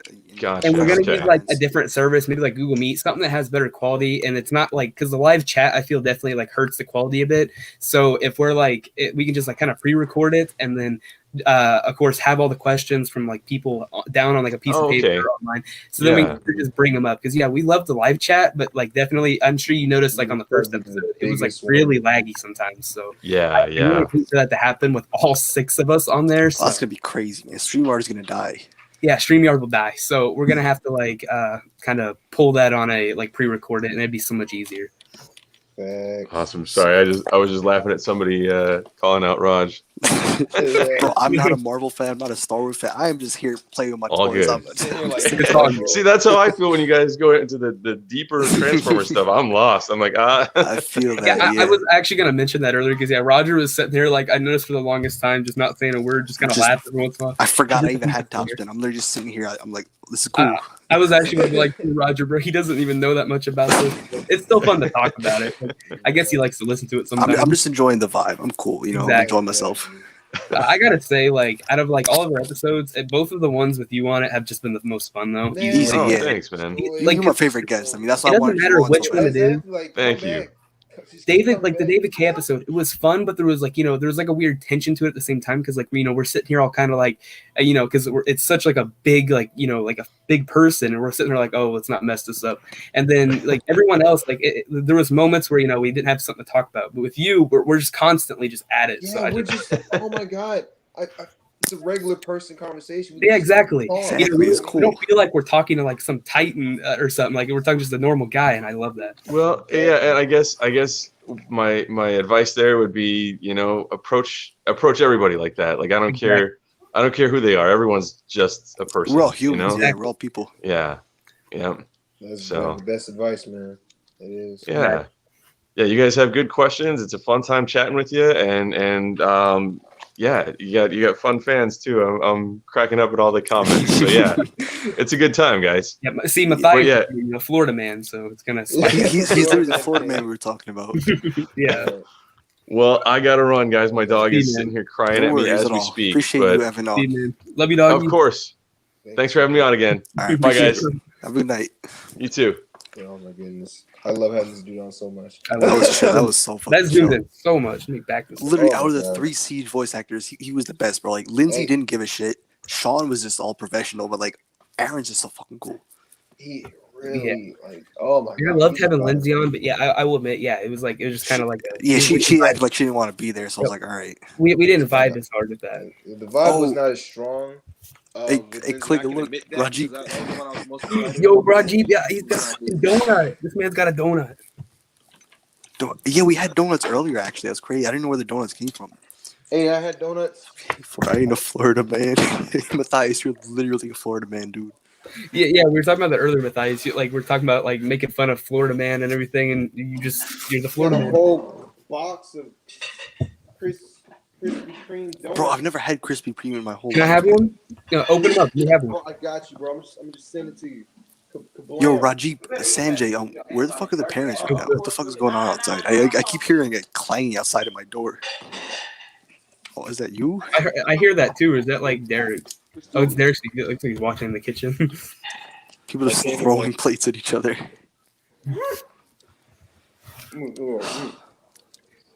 It's still only like 7th. Matthias, Rassels, Gators, the Floridian Swamp. Wrestle. He doesn't say wrestling. Wrestle. My man said Roge Stare. Roger Stare. So, do you say your own name wrong? Rose there? It's I originally pronounced it as Roge. Yeah, that's how he intended it, but it grew Because up. what do you call? I got the name because Matthias used to yell at me, but like in text, I used to misspell my name. I just think that shit was funny as fuck. So I was like, you know what, Roge, but y'all started I've calling me always just Raj. like thought of it as Raj. So. Exactly. So I just use both. I'm like, you know what, you call me whatever. Oh. This is better than me calling Derrick. I love that name Derrick so much, bro. You know what? I'll be sitting there vibing, enjoying my life. This dude will come and be like, Derrick, you can tell it's not my name. Because he'll spell it like Derrick. And I'll be like, that's not my name. Shout out to these guys though, like the TF beginnings people, like they're all like coming out and like saying like they want to be helping writing too. I respect that. You got a good team. I want you and Raj to help me write an episode. You know, I don't care. I'm deciding now. I said 8 p.m., but I'm just gonna go ahead and like close it, and then I'm gonna see what roles I have left. I'll repost them more time. I'll be like, yo, if anyone wants these, hit me up, and then if not, I'll find some way to price them. I wonder if I guarantee some people can like replace these that we already have on board. So. Right. Because there's not that many, but yeah. I haven't even done casting calls for Escalation. I want to have all the episodes written out first. Derrick, bro, I'm not even gonna lie. I'm not good at writing, bro. You need Clicker for that, man. You sure? Bro, but let me coordinate the music with your action scenes, bro. I got you. Literally last night I planned out a whole stop motion based on the Halo song in my head when I was listening to it, bro. I got you. I can do that. I can't write though. I'm not a good writer. All right, Ted, bro. All right, Matthias, I've never pulled a Sunny Miss Prime on his chat. On my chat. Bro, we got Clicker help me write the Omega Supreme episode while I'm playing it. Like, what do you call it? Clicker was helping me last night plan out how I'm gonna intertwine Bayverse and G1 in my stop motion series. So I mean, we're just throwing ideas out there, and he's like, "Yo." So what, you're like crossing multiverses over here? Yeah, because like I don't have a lot of my figures, obviously, but I have like G1 shit, and then I have Bayverse. So I'm like, instead of like having both of them in one continuity and look different, maybe we can do a multiverse kind of thing. Yeah, please do the multiverse. That would be very original on your part. Yo, Roger. Mm-hmm. I just thought of something. Towards the end of Christmas break, I'm going to be at my grandma's in Kentucky. So I actually just decided something. I think what I'm gonna do is I'm gonna I don't know if you could sort somewhere. I feel like this is gonna be the best opportunity. Is if you want, I can go ahead and ship you your box and everything. Get that taken care of so that you actually have that. Because I mean, you'll have Bionicles too. But I don't know if you can like put it in your basement or something, or like what you want to do. I could probably throw it in my attic. It's really gonna be like the best like opportunity for it because like I'm gonna be. Yeah, I'm down. Yeah. I can just put it in my attic. There's a lot of mega stuff. All right. I was saying because I can have her, kind of take care of it. Like I'll be there with her, obviously, but it'll be cool. So you can kind of like get your stuff and get that out of the way. So you actually, I mean, that's more pictures you can take. You'll have your Fireboy. Yeah, I'm gonna give Roger some of the figures too, because he asked for some, so I'm like, I bet. I'm saying because you're using Halo with your thing too, and you're getting a lot of Halo from me. So That's true. That is very true. Yeah. and you're getting a lot of vehicles too. So Yes. Adonis him. We don't. Hey man, they really don't tell secrets in Chicago. Shit is stupid. Matthias goes to Roach. How's Topspin? This Ultimo Corey, is- what's your Instagram? It's Corey Davis, but instead of the I, it's a 1. Okay. Bro, you should get Corey on the team, bro. He is. Yeah, he said any voice roles needed. He got me. Bro, He he's doing right down. Optimus for me already. Magnus, if I ever get one, bro. Corey's elite, dude. Corey, can you do TFP for Magnus? Because I'm at we got Alpha Triumph from TFP because it's a TFP prequel. I have to have them kind of like relative like to them, the source material. So, Ultra Magnus, we got Alpha Trion. We have a guy auditioning for Ironhide. He's the only one who's done it, and he's not like. It's like he's the only one that's doing it. So I need another one of those. Like I want more people to like. I want more like varieties, like more people to hit me up for them. I think Thundercracker is good. I know Starscream and a Wheeljack are. Let me go see who else because I want like some more people to kind of hit them with me. So okay, I don't know if I'm already calling or not. So Corey, Davis. Literally ask Corey. I think he's down. What's his at, Roger? Just find it in the chat. It's literally in Virgin Boys. Okay. Yeah, that's right. I think I am following him then. How could you not be following Corey, man? Well, you have to consider I never checked the Virgin Boys. I started doing it recently, but beforehand, like that chat like didn't exist to me because I just never check it. You fail me yet again. I swear, bro. How you gonna dip your boys? It's literally Corey. Oh dang. I don't ditch the boys. It's just I was in that stage like for the past like few weeks. I've been constantly. I'm not hearing it. I'm not All hearing right, it. want to see my grades? You want to see my grades? You want to All see? right, Adonis. All right, You wanna Adonis. see Take them it a month? easy. You want to see them a month ago to compare to now? Are you gonna go from? You're gonna go in your whole. I'm gonna take a break, man. I can't do Instagram anymore. That reappear like fucking 3 hours later. No, Is that what it's you're gonna do? that. Like, I was always here. I just didn't really check that chat that much. I know. Like, I'm fucking with you, bro. God damn. I'm gonna kill you. Do it. I dare you. Exactly. You looking? Click a stare. He's just looking, man. He's just looking. I'm looking at my phone now. I gotta go back and watch Siege because I don't remember a single thing fucking Impactor said, and I never read IDW either, so that doesn't help me at all. But I can get Prowl quotes at the same time because I'm gonna post pictures of this guy too. He's literally the size of a fucking Hot Wheels car. It's the Do cutest thing the ever. Praxis part. I mean, yeah, because that's just like Golden Stage Legends class. But do the or he's talking about Praxis, like it was a Dark Diamond Praxis or something like that. Yeah, I might have to do the Barricade versus Prowl next. Oh yes, dude. There's so many admins now. Jesus. You got Roger. You have Ryan. You got Corey. And then you got me. There's 4 admins. I didn't know I was admin. I'd be removing just Skeet with you guys. Throwing shade at Skeet. Corey, you should definitely do this, bro. I got all his things. Roach is my husband. I love you, Corey. Hey, Corey? all love. How many people we got on right now? We have 5. Hey, So what's up, Bias, we got Bab, we got Corey. Boov. I'm sorry, Boov. We have your thing, Roger. It looks like, and I think is that No, it? mine's off right now. Oh, we got JC. I think I don't know who the other one is. Yeah, everyone watching it right now, say hello. Yeah. Say it. Right now. Let's Say see it. who's on. Say hello right now if you're watching. If it's not hello, then we kick you. He goes, it's Bab. Aaron's shirt was clean. Yeah. What happened? Yeah, like you sent to the Virgin Boys chat. Oh yeah, his shirt was fire, bro. Fact. Me and him are wearing like the same type of shirt and everything, and then you just got you two. But Derrick's there. I'm not sure if you're still here, JC, but yeah, I just saw your message and dope, bro. I forgot to show Derrick my fucking impactor. Here he is, bro. Dude, Thank Corey you. didn't say sup, but he said sup, baby, bro. Like, oh my god. He looks pretty cool. It's just JC, He Bav, looks Corey, good. and Matthias. Like I thought. I I like don't him. think what else. Do you think he's worth it? Or Booth, sorry. Yeah, I definitely think he is. He's a big ass deluxe. Dang, he's a deluxe. He don't even look Yeah, like him. He look like a boy. he's a big motherfucker. Huh. Oh, sorry, I ignored you, Matthias. This alt mode is fucking clean, man. Like, Yes. very nice. The soft rubber really kills it, and like this ugly gray, I have like literally no idea why they used it, but this is definitely better of the two Yo, modes. can we shout out Spencer?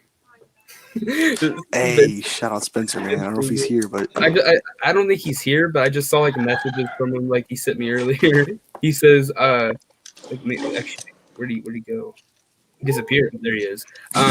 He changed his name. It's not like instead of like his actual like name, it's now like a bunch of boxes. But he goes, "Good morning, my man." I said, "Good morning to you," and it said "hood," like I mistyped it. And he goes, "Good morning to you too." I said, "Thank you for that." And then he just goes, "No problem, homie, LMAO." I'm like, okay. It's like the way like he goes, "Yo, you hear LMAO?" Like everything's just like he goes LMAO too. bro, it's the funniest shit because like when he sends me something, I don't respond within a minute. He goes like, "Uncle," and he looks at a question mark. I'm like, Question mark, and then you good? You alive, LMAO? it's like, damn, bro, give me like 5 minutes to live. Fuck you, Hidden Corey. Packer quote from IDW just throughout is, "I ain't never seen two pretty best friends." Fucking retard. Dang. Never two pretty best friends. Always one gotta be ugly. Derrick, how, bro? We're literally the two pretty best friends. Quiet. Oh shoot. Derrick's just walking around, bro. Look at him. I like. I made me a sandwich. Maybe two. Damn. You should have a comedy show of people who make good jokes. I don't make good jokes. Fuck are you talking about? Oscar hit us with that picture. Yeah. Corey. I was like, hey, yo. And Corey, like it just like flips from that to just Corey's thing. Yo, dude, Bav and Corey, they got all the things. Like, so they have the Derrick stare, they got the Raj stare in the chat now. Raj stare. Right there, women die. You see, like, remember when you told me earlier to send that thing of the screenshot of Nitro saying I am gay? Yes. Did you see what he said? He goes, die. Someone else sent, I think it was Bav, and fucking Nitro goes, fuck off. Bro, how did Nitro let that shit happen to him, bro? He got exposed. That's What? What happened? we'll talk about it. We'll talk about it later. Nitro typed, like, I took a screenshot of Nitro saying that he is indeed he loves men. So I knew it, man. I knew it. he got exposed, like, just straight up. He can't accept it either. Roger, you should definitely get the Titans return hot rod guns. They look so badass on top spin. Maybe in the future, who knows? Titans return. Show us his guns like prefix, like how it comes, like it's supposed to be like straight, but then it comes out like. Bro, my shit came out of the box like this, I was dude. gonna say, yeah, you fixed them somewhat because I saw him earlier, bro. Like, oh my god. Oh, that shit is Matthias. There shows a wheelchair. Now, don't call me autistic or anything, but I need to make a meme because like I've done it for one of my friends, like that I know at school. We need to do one for Matthias. It says not all disabilities look like this, and it's a picture of a wheelchair, but some look like this, and it's a picture of Matthias. that's hilarious, dude. See, I'm glad I don't have any random people Other in Nitro thing. homies right now, so I can't get offended to this. Corey, no, Corey. I am talking about the other Nitro thing, but I'm not going to say it on live and embarrass him publicly. Yeah, we can't do that. Too. I have decency, all right. Not right now. Professionals, that's next episode. professionals have fucking standards, Corey. We have to expose Nitro next episode. Just like call it Nitro Exposed. Like, and bring Nitro on the episode too, just to say it. So Nitro, we're doing a Q&A with Nitro. Just pull up with the. So Nitro, what the fuck is this? What happened, Nitro? Yeah, we have sufficient evidence towards this claim. Dang. I actually caught old boy laughing. I never thought I'd see today. Corey goes, I don't. We need to have Corey on. We need to have Ryan on soon because I remember, like, I still feel bad for Ryan. We were supposed to have Corey on an episode. We just haven't planned it out yet. We are supposed to It's have the Will people as that well. lined up. We need to do Ryan next, though, since we kind of canceled his before. We need to have Corey and Will on one episode together because that would be a great. Yeah, I Corey need to Will. get Corey and Will in a video call together because that would be fun as fuck. You still have to meet Will, Clay. What do you call? He's cool as I fuck. kind of met him. Like, I talked to him in the I chat. kind of man. I tag him in some posts too. I find it funny when I tagged Corey in one of my posts. I try to do. I swear to God, like I try to do the entire Virgin Boys chat when I like tag people, but I always forget someone. It seems like it's always one person I forget, and it's so annoying. But I like how I just see the chat a little bit later after I tagged him. He goes, "Click a tag me in a post." I now feel like I'm truly one of the boys. I'm like a spirit animal, like when it comes to, like that chat. Like you guys add new people in there, and like they're just trying to meet everyone, but they never truly meet me. They just hear about me. That's facts. Let me go get my I'm fucking. like Bigfoot. I'm only seen every once in a while. Oh, where are my headphones at? Thought I put them down. Yo, wait. I don't know. Oh boy. I'm gonna make this entire live like just die laughing. Uh-oh. You're not even ready for it. Oh, fuck. That was a good episode, though. You know what's coming, don't you, Roger? I don't. We had a Nitro special once, and he went off talking about stuff for so Yeah, long. that was an interesting episode. That was very nice. So can we talk about this? That's the road stare, bro. That's the road stare. That's the road stare. Bro, that just killed me. Though. I almost said that to Eric. Oh my god, bro. Like, also, yo, this dude is actually retarded. I saw you type. No, dude, he would have laughed. I'm gonna show it to him next time. No. Where? Like, I'm just like, so I need your opinion, Aaron, on this image. That would legit be funny as shit. Explode. Road stare, road stare. Ask him how No, they feel Corey, about son. Oh no, bro. So Corey, here's the background of the Just Eat episode. There's a reason we haven't had Just Eat on an episode since our third episode. I have You guys that want to screen. explain why? I'll show them the screenshot. You have a screen recorder. Okay, yeah. There's a reason we don't want. Just Eat It's all on our homies on episode right to now. So talk. who cares what they see, to be honest. Just keep fucking show this man tip. There you go. There you go. Thank you, Matthias. Oh no, but you don't. It's like Yeah, you don't get bro.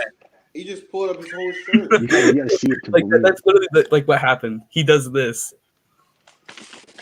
And I literally sat there like, why did you do that? Why? And I haven't even let it go. I have not let it go. I told him like when he asked like a couple weeks ago, I was like, you're not. Yeah, Forest Battle, Roger. You're not coming back. Hey, Jedi Rod. First battle. I told him straight up, you're not coming back on. That doesn't make any sense, bro. Why'd you do that? Why'd you do that? Yeah, that was bad. That was I love not how a just need vibe. to stop asking if he could be on episodes. Yes, he keeps asking. And Just every he time doesn't I ask ask, me. Man, the speak up, he said. I literally do that. I love you to speak, but if you're watching Love you to this, speak. I don't want you on, bro. If Raj does end up taking pity on you, make you come on, just know I will be silent. No, I will I'm be staring not. at I'm not gonna do that. That was bad. First impression. We let Jaskeet on the Sean Hawkins episode. My man just sat there like this the whole time. If he wasn't fucking blocked, like he didn't turn his camera off. Honestly, like I love you. Just keep. The only thing you contributed to that episode was lag. Like, Literally. you were like lagging out the entire time, Roger. You're sitting there just eat. And the other thing was, Yeah, who else was on? Well, Nitro was on that night, and he would not stop. This should be like your thumbnail for all the videos, though. Just like include like the guest on the side of it. Oh my god, bro. You can't have anything. You really cannot. I never asked because I like feeling wanted. Corey says, "Yo, dude, there you go, bro." And then you got Matthias saying, want "Forest Corey, Battle you want Lodge, him." shit, let me be a tree branch." But Corey, see, Corey knows how to handle being on an episode. He doesn't ask for it. Right. Yeah, Corey's not a retard. Corey, But everyone he's sits there a just genuine, asking for it. interesting person. I can't stand the people, like I love like our homies on Instagram, but when you got people like I'm not gonna like mention any like specific, but it's not like in our actual main chat, but people that like that we barely even know, I respect how they wanna be a part of it, but the way they like pull up with like we have another David K episode coming, and they say, oh, like they think they're like literally entitled to be on that episode with him. Like they're like, Oh my you God, please, really please, have to let me please, be on this please, episode with please. David K because he's such an inspiration and a role model to me. I'm like, well, I mean, he's that to a lot of people. Like, what makes you any specialer than any like, this other person? Ah, let me You do have to like kind of put in the work with us and It's like. funny because they always only ask when there's a guest on.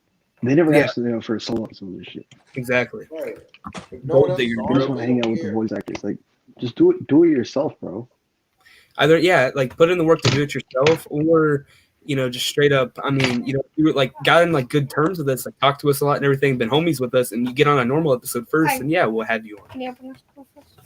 Yeah, like actually be cool. You know what I'm saying? There's one person I want to Sponsored by mention, Dr. Pepper. but he kept begging to be on all the time. And It's I like was what do you not call it? buying It's like what do you call it? Because like with Jake wanting to be on David K, I can understand because he idolized the guy, but like Jake's also been trying to get on the show for a while too. Yeah, he's been trying to put in the work. That's why it didn't annoy me because when you said we gotta have Jake on this episode, I'm like, I don't mind that because like he's the only person, like one of the very few that weren't like besides like I mean like outside because our main Virgin Boys area didn't really like ask like they didn't all like none of them I'd say really thought they were entitled to Nobody asked. They asked to be on like a normal episode eventually, but not on like a big one. So it didn't bother me. Yeah, like Jake did because we know him well and everything. But we got like other people like yeah. like going, yo, I have to be on this episode. I'm like, yo, you don't even talk to us. That's what I'm saying, bro. I don't even know you, man. Like, what are you talking about? It's like what do you call it? Jake's been trying to get on since like before we even got David K, Sean Hawkins. Like he told me like wants to get more involved in the community, which I can respect. So when he says like he wants to be on the David K, I'm like, all right, I really want you to be on this show. Let me ask clear and then see if it's cool with them. And I was down. Then he just shows that he joined after he left. After he comes on, man. Like literally right afterwards too. Like it's not even like 10 minutes past. He joins like right after Owen leaves. Yeah, that shit was heartbreaking. I was like, God damn, man, you went grocery shopping, bro. How do you miss your hero because you went grocery shopping?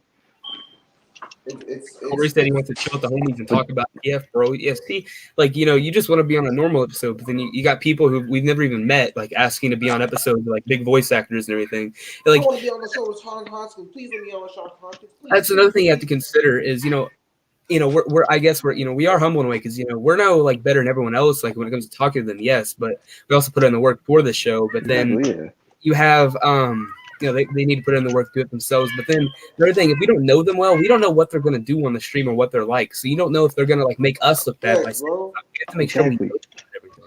We can't just have some like random people that are just going to like what do you call it? Say the N-word on stream. Exactly. Just got to be careful.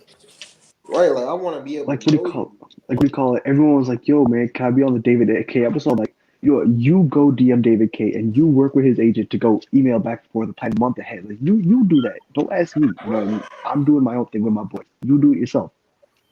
Exactly. They want to have it handed to him, which is annoying, bro. Like, look. Work I work for it, you work for it, and that's why I keep thanking you. Like, thank you for getting David K on, bro, because you worked for it, and we got him. It was epic. I got you, man. We've all kind of contributed in some way. Because I got Aaron Veach on. Yeah. I got like the predominant, like the rest of them and everything. Like we've all done something for it. I mean, not me. Exactly. Yeah. Like this is a fucking team effort. Derrick, you're the vibe, bro. Bring like a big vibe. Like you just kind of chill here, and like you're like more the comic-y person, so you bring that kind of aspect. And you're just one of the homies. I mean, like the three like trio that started it. So. Thanks, bro. It'd be fun. It'd really be fun, but I don't want people to just be like, "Well, can I be a main guest on it? Can I be with you guys?" I'm sitting here like, I no, no, bro. Like, exactly. You don't because you ever watch a TV show and they add a new cast member and sometimes it doesn't work out. People are used to the three, you know what I'm saying? They want to see the three if they really enjoy. Check out yourself. Exactly, yeah. People be like, hey, I want to be part of like the main three. Like, I appreciate you being interested, but no. Exactly, bro. You know what I mean? That's just not how it's going to work out. Matthias goes, my first ever podcast. Yeah, you did handle it pretty nicely, Matthias. It was pretty fucking funny whenever we mentioned a fucking figure, you just pulled it out of your shelf. Like, Every single one. I actually went back and watched that episode, and I'm just sitting there like, Matthias clown. Another thing I noticed is you could tell Matthias like hadn't really done something like that because like the way I noticed like you got everyone else just like chilling. You had Matthias here just like smiling the entire time, like, yo, I'm on something. He was so funny. It was so funny. He's like, I'm a part of something. Love you, Matthias. I wish Matthias just wasn't an oblivious dumbass. He could be back in the chat. It would be fun. That's really it. Yo, Roger. Too bad Matthias is a retard. Can you type off that the skeet episode thingy? So I can like see the bottom half of the my screen. bad. Yeah, you're good. But yeah, and then Matthias said he forgot like that Wednesday episode even happened. Honestly, that's one I just really didn't think about a whole lot either, to be honest. She seems like the busiest. I think that Lindsay's done the most stuff, and like out of her, Aaron, and Sean. So, but then like that you also can't use that as an excuse. You got David K, who's like in everything. So like, yeah, but he still managed to like keep a vibe with us and just chill and make it time. So like, but she seemed like she had so much more to do, and it's like I compared to David K, I highly doubt that. Yeah, I feel like Lindsay wasn't interested, didn't really want to be there, and I was like, she just didn't want to turn fans down, which I can see that at the same time. But yeah. Yeah, it's like, you know what? It's cool though. I mean, I understand, random people be on our podcast with us. Yeah, she got a lot more stuff going on and shit, so I understand. Yeah. We got on, I was just like, oh, really? Huh. I guess the vibe's just, Yeah, no, I expected you to be more hyped, Derrick, because, Alita won, haha, Sim and shit. I thought you would be like, haha, yeah. Yeah, I thought you'd be like sitting here, like literally, like drooling, like, oh my god, it's her and stuff. But no, it's just kind of a vibe. But her description of Alita wanting, wow. Corey, dude, I love you, Corey. Corey goes, as an unbiased viewer, David K loved you guys. He goes, you had him smiling so much the whole time. Yeah, I honestly got that same feeling too. Like it seemed like he actually enjoyed himself. It's like he planned out the next episode too. I was like, hey, if you ever want to be, it's like, yeah, next year, let's do it. I'm like, okay, let's do it. Exactly. Like he actually seemed like he enjoyed us, which is crazy to think of and everything. Right. It was fun. Yeah, honestly, after Aaron Veach, what do you call it? David K is a very strong second. Yeah. Yeah. So the voice actor that Derrick 1. Dude, oh my god, that's Derrick's new name. Derrick 1. Oh my god, Corey. Is it what? Derrick 1. Ship name. Oh my god. That's their ship name. Yes, you could take for. I would be sad if I was gonna. Yeah, go ahead.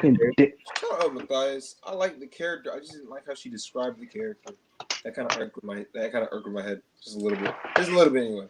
Just a little bit. I definitely get that. I wasn't fucking with that. I still like how at least she was like nice enough to get on and everything. But yeah, I definitely. She was very, I like the insight she gave. Yeah, at least she agreed. Experiences. But also at the same time, we know more about Alita. Like, she's voice actor in one role, but like, especially Derrick. Like, Derrick literally out here, like, knowing everything about her and like how she's like, you could just see it as she's like, kind of putting her own interpretation thoughts on it. Like how she's like not with Optimus. You could see like the hatred in Derrick's eyes. He's like, no. Even I was sitting there like, nah. Like, it's clearly like that was a love interest back in the day. Because like, okay, maybe this is during the war, but how do you explain their relationship pre-war? Like that was just all just them vibing with life. Obviously, they were something beforehand. Yeah, I sat there and I looked at her like. No, that's not no. Yeah, like has she not like seen anything like with them pre-war, like how like close they were? Like it's not, you can't just justify that with they're in a war, so they're like really close and everything. Like it's just not how that works. She was like, well, she's always just seeing his love interest. I was like, yes, that is true, but she's still a powerful warrior in her own right. She doesn't call out to Optimus for help. She's like Optimus Prime. But a female and not a prime. If they met during the war, that'd be different. Maybe I would understand her point more if they met during the war, but they knew each other way before the war. So exactly. Like, it kind of validates a lot of what she said. They've known each other for years. Like they have a strong bond. Exactly. Right? I said that they had the closest relationship to what you would say consider a relationship with Transformers. I mean that. And she was like, yeah, I mean, being in war, you get kind of close to a lot of people. And I was like, no. There's a difference between how Alita 1 talks with Prowl and Alita 1 talking with Optimus. Because Optimus and Alita 1 have that more bond with each other. Not to crap on her view on it, but for Optimus Prime and Alita, it's like that's their thing. That's their vibe, bro. That's their vibe. Not even to make her sound less incompetent because she's just as capable as Optimus Prime. She's just his love interest. man. Come on, man. Come on, man. But hey, I appreciate her interpretation of Derrick. I'll say that. I appreciate it. Yeah. If I don't, I do. I don't. Like you and me, Derrick, we're lovers. Exactly. Gosh. Exactly, Corey. The Rochester, dude. Corey's been Literally, dropping Will just jokes said, this whole time, dude. I love Corey, bro. Yo, you see Corey's Will, fucking yeah, bro, he goes legend. revenge, Fucking replying to your Thank you, Rochester. Matthias. That was the smartest thing you've ever said in your life. That was the smartest thing you've ever said. Exactly, Matthias, yeah. Because, I mean, that don't even make no sense, bro. I don't know if JC's still here, but it's the same thing with Jazz and Optimus because they were friends before the war. exactly. Yeah, I was thinking that earlier. I was like, yeah, Jazz, Alita, and Optimus were like the main trio. Those three were like inseparable. Like that friend group you had at childhood, like through like high school and beyond. Exactly, bro. And I don't know, man. I just didn't vibe with it. I was like, I mean, come on, man. Obviously, they don't be like holding hands or kissing, but they have that bond with each other and their spark, bro. Come on, man. Don't do my baby like that. It's like saying Optimus Prime and Megatron like don't have like a feud with each other or whatever. I don't know. It just seems kind of weird for the character to say it. Yeah. It's just weird. Oh, JC is still here. Okay. Yeah, I checked the TF Beginnings general chat, JC. I wasn't sure if you saw that earlier, like what I said. That's why I just liked your message and read after that. Good thing Clay knows who Alita 1 is because I am excited to see how he interprets her in this series. I'm very excited to see it. I'm just really excited to see it, and I hope that I would hope that it gives her justice. She's getting it, let me tell you. Like I said, you heard like Joanne's, like shout out to her too. Like you heard how she like read those lines, bro. Like that was just her fooling around. Just kind of she saw it, she instantly just started recording how she felt about it, and I was like, oh my god, that was crazy. She did I know she did Into Darkness. Yeah, she does RC and Into Darkness. Yep, she's also doing RC and Beginning too. One of the characters, one of the RC twins, like the voice acting sounded off, and then like what she sent you, it sounded much better. So I don't know if that was her in that show, but if it was, then she improved. You know what I mean? Because it's like I don't know what episode of Into Darkness you're talking about, or if that's just all of them in general. But like, yeah, because I think that show's been going around for a while, so she's definitely improved as it's went on and everything. Right. And she's also voicing RC with like her normal voice and Beginnings, which I mean, you know, she's more like reluctant about it because she knows I'm going for like accuracy to TFP, and she's kind of got that Asian accent. She's worried about it, but I'm like, you know, she conveys so much emotion still. You know, I'm fine with it. I can do things like that. It doesn't bother me. Exactly. You can't like with some characters you can't expect them to be exactly. Yeah. You know what I mean? Yeah. Like I said, I'm cool with it. You know, she's got a very distinctive voice in the show. I'm still fine with it because. She's such a good voice actor, and it doesn't seem like I can't find many like really skilled like girl voice actors in the community like actually like take on RC's role normally. So I'm like, you know, you're the best I got, you know, easily because you're so good at voice acting. So I'm like, it's an easy decision. Exactly. Some good shit. Like I said, if you guys have a role for like Alita or RC and anything, like I would hit her up because like she just owns that character straight up. Probably hit her up for RC Chromia, because I would love to have, because I'm having them in my little stop motion shorts thing, my bobs. That's really Shy Kid Yesy, I think is how you pronounce her name. Roger told me about that, but she's voicing Chromia in my show too. So what she showed me, she was pretty decent at VAing too. Honestly, it seemed like a beginner's. She sounds pretty good. Her a little bit more emotional when it comes to Alita 1. I'm just direct her in that capacity. Yeah. A little bit more emotion. You'll be fine.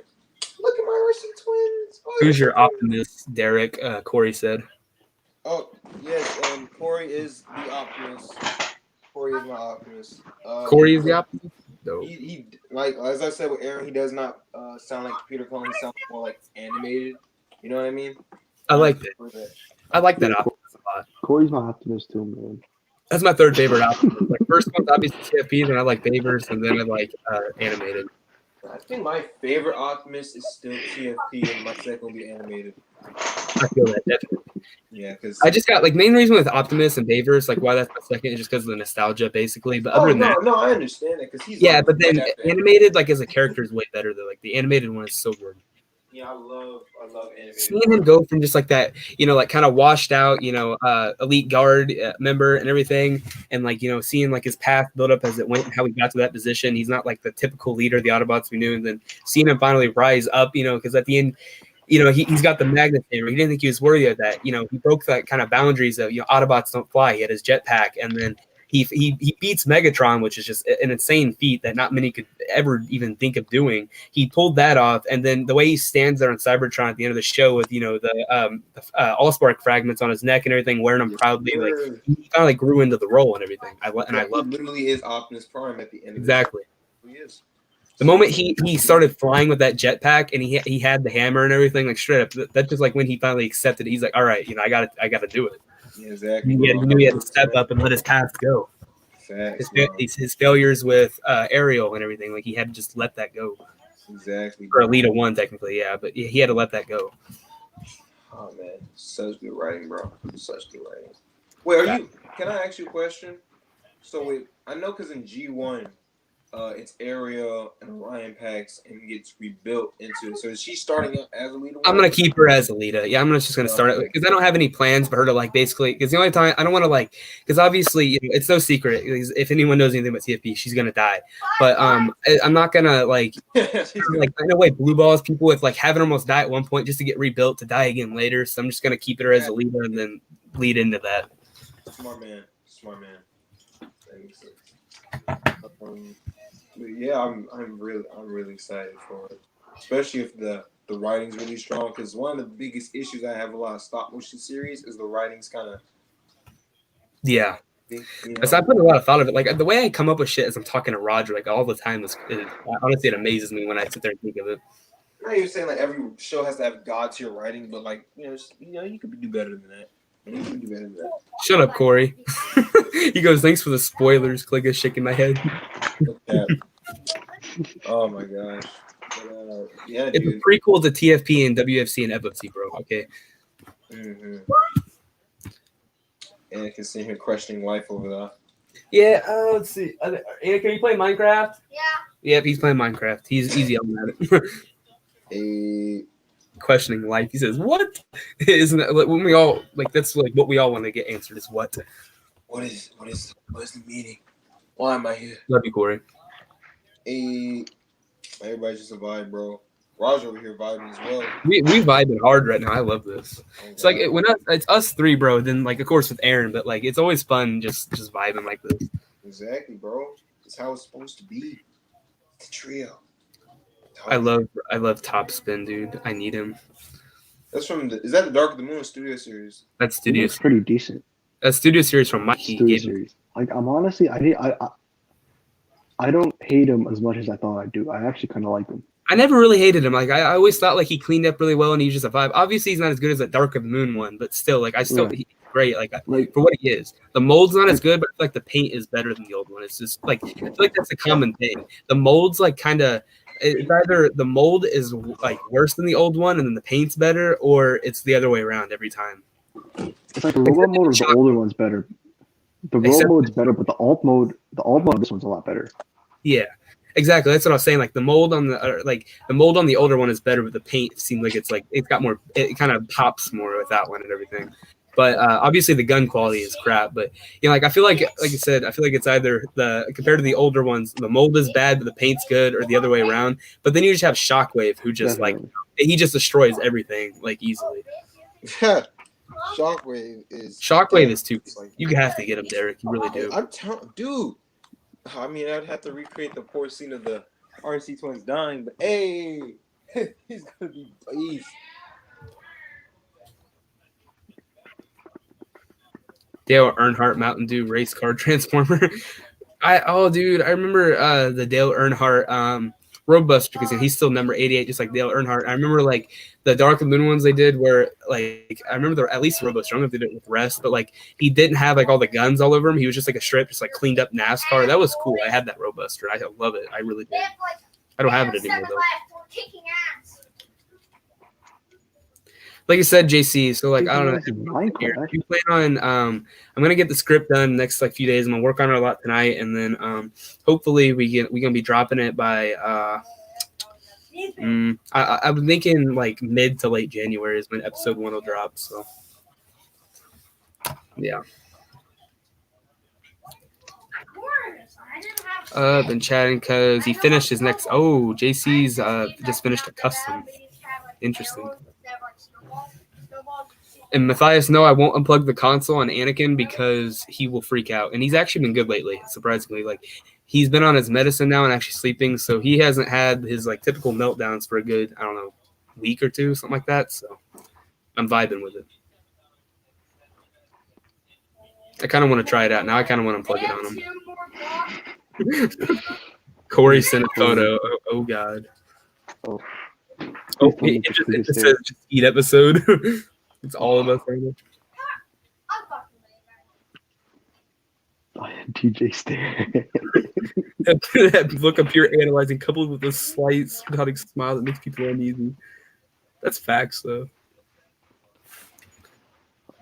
Bro, Corey, man, you want to call tonight, bro? It's gonna be a fucking hot minute, dude. I think we should all. I want to get like I'm gonna call someone. If they can just get a big group call going. Be trying to be cordial. Honestly, yeah. But my siblings are loud, so that's why I'm muted. Because they're if you can hear them, they're just fighting. They just fighting. Yes. If we could probably all get on Discord without telling Nitro. Yes, let's do that. Y'all get on tonight. He said yes. I'll get on tonight. All right, bitch. I'll literally DM you guys individually. Be like, hey, yo, wait, unsend that message because Nitro's in that chat. Nitro's in that chat. He's gonna know. Unsend it. Oh, unsend that, Corey. Unsend it, Corey. You don't want to. You don't want Nitro to see that. We need to make it just like a separate Bro, chat. I love Nitro so much, but he's literally the reason I don't call. We're gonna go on Discord. I don't know when the fuck do you want to go on. Yeah, I love Nitro too. We just gotta like, I don't know, he's too much. It's overkill. Too much, yeah. I mean, I guess he's the only reason I don't want to join calls anymore. Yeah, cause every time I join a call, it's just him and Bob. I'm sorry, Bob, but like, or Bav. Bobo's going dark. I'm sorry, bro, but like, whenever I see Nitro on the call, I just jump out. I'm like, nah, man. I did too. Yo, I don't know who was on the call with Nitro. I don't know if it was Will or what. Someone was on a call with Nitro and Virgin Boys. I was like, you know what? For once, I was gonna join a Virgin Boys. But then I immediately heard Nitro going like on one of his rants, and I was just like, all right. So I just backed. Nah, man, not it was instant, like just Nitro. I was like, oh shit, never mind. Yeah, like, I love you, Nitro. It might have been Bav, yeah, too. I'm not sure. It was someone. I was just like, fuck that. It's nothing against you personally. Just I can't stand when you go on rants. Yeah, exactly. Like I like Nitro as a person. It's just it gets overkill. Yes, bro. Yo, are you crazy, Roger? No. I unsent it just because I knew who was active. I was just making sure. I was gonna say. Yes, you pick up the feed. Actually, I'm going. Yeah, join. I don't think I'll be able to tonight, but if y'all down, I'll get on for a bit. Shut up, Matthias. Stop if you want to, emoji. I hate that emoji. I hate it. Stop using it. I used to talk to a chick who all she used was that damn emoji. Y'all can't even hear me because these Negroes in the background won't be quiet for 5 seconds. Shut up. Stop talking. Dude, they all just started canceling him as soon as he said that. Like, all you hear is just shut up. Don't stop talking. Exactly. Cool. I'll kill myself once you shut up, bro. Okay. I'm on live, so shish. Psychotic. Then go dead. What? Shut up, boy. He's getting beat, Roger. Roger, he's getting beat. Roger will never have they were just hitting him. Remember when he got hit by a shoe that one time on stream or whatever? He got hit by something. Like he just got dropped. That emoji is terrible. Don't use it. What's wrong with you? Ew. Looks like depression. I don't like depression. Bro, tell them if they're fucking with you, I'm gonna kill them. Gotcha. Just say Roger their lives, bro. Roger will actually kill you. You do know that he's his heritage, bro. He murders people. I'll blow you all up, bro. I swear, bro. Suicide bombing. except he doesn't actually commit suicide. He pays Yo, everybody. guys, look at this shit though. Impactor came with a piece of Teletran one. I think it's kind of fucking fire. Yeah, all of them do that. All the deluxes have those. He's like That's still cool. building it all up. Oh, Yeah, all the deluxes have them. that's actually dope. I didn't even fucking know. I still haven't got a Netflix Deluxe because of Dubai dipshit. So Yeah. I wasn't aware. Say I got it in Chromia and I looked it up and yeah, you get one in every single one of them to build it all up. Cool. So, like, cause you get it huge, like with all of them, like you get this massive like display and everything. Like, Yeah, that's dope. Hey, yo, Adonis, if you're watching this, I hope you get hit by a truck and die horribly. And if anyone here talks to him, tell him I said that. I haven't talked to him for a minute. if personally, if any of you talk to Donna still, there's something wrong with you. Yeah, honestly.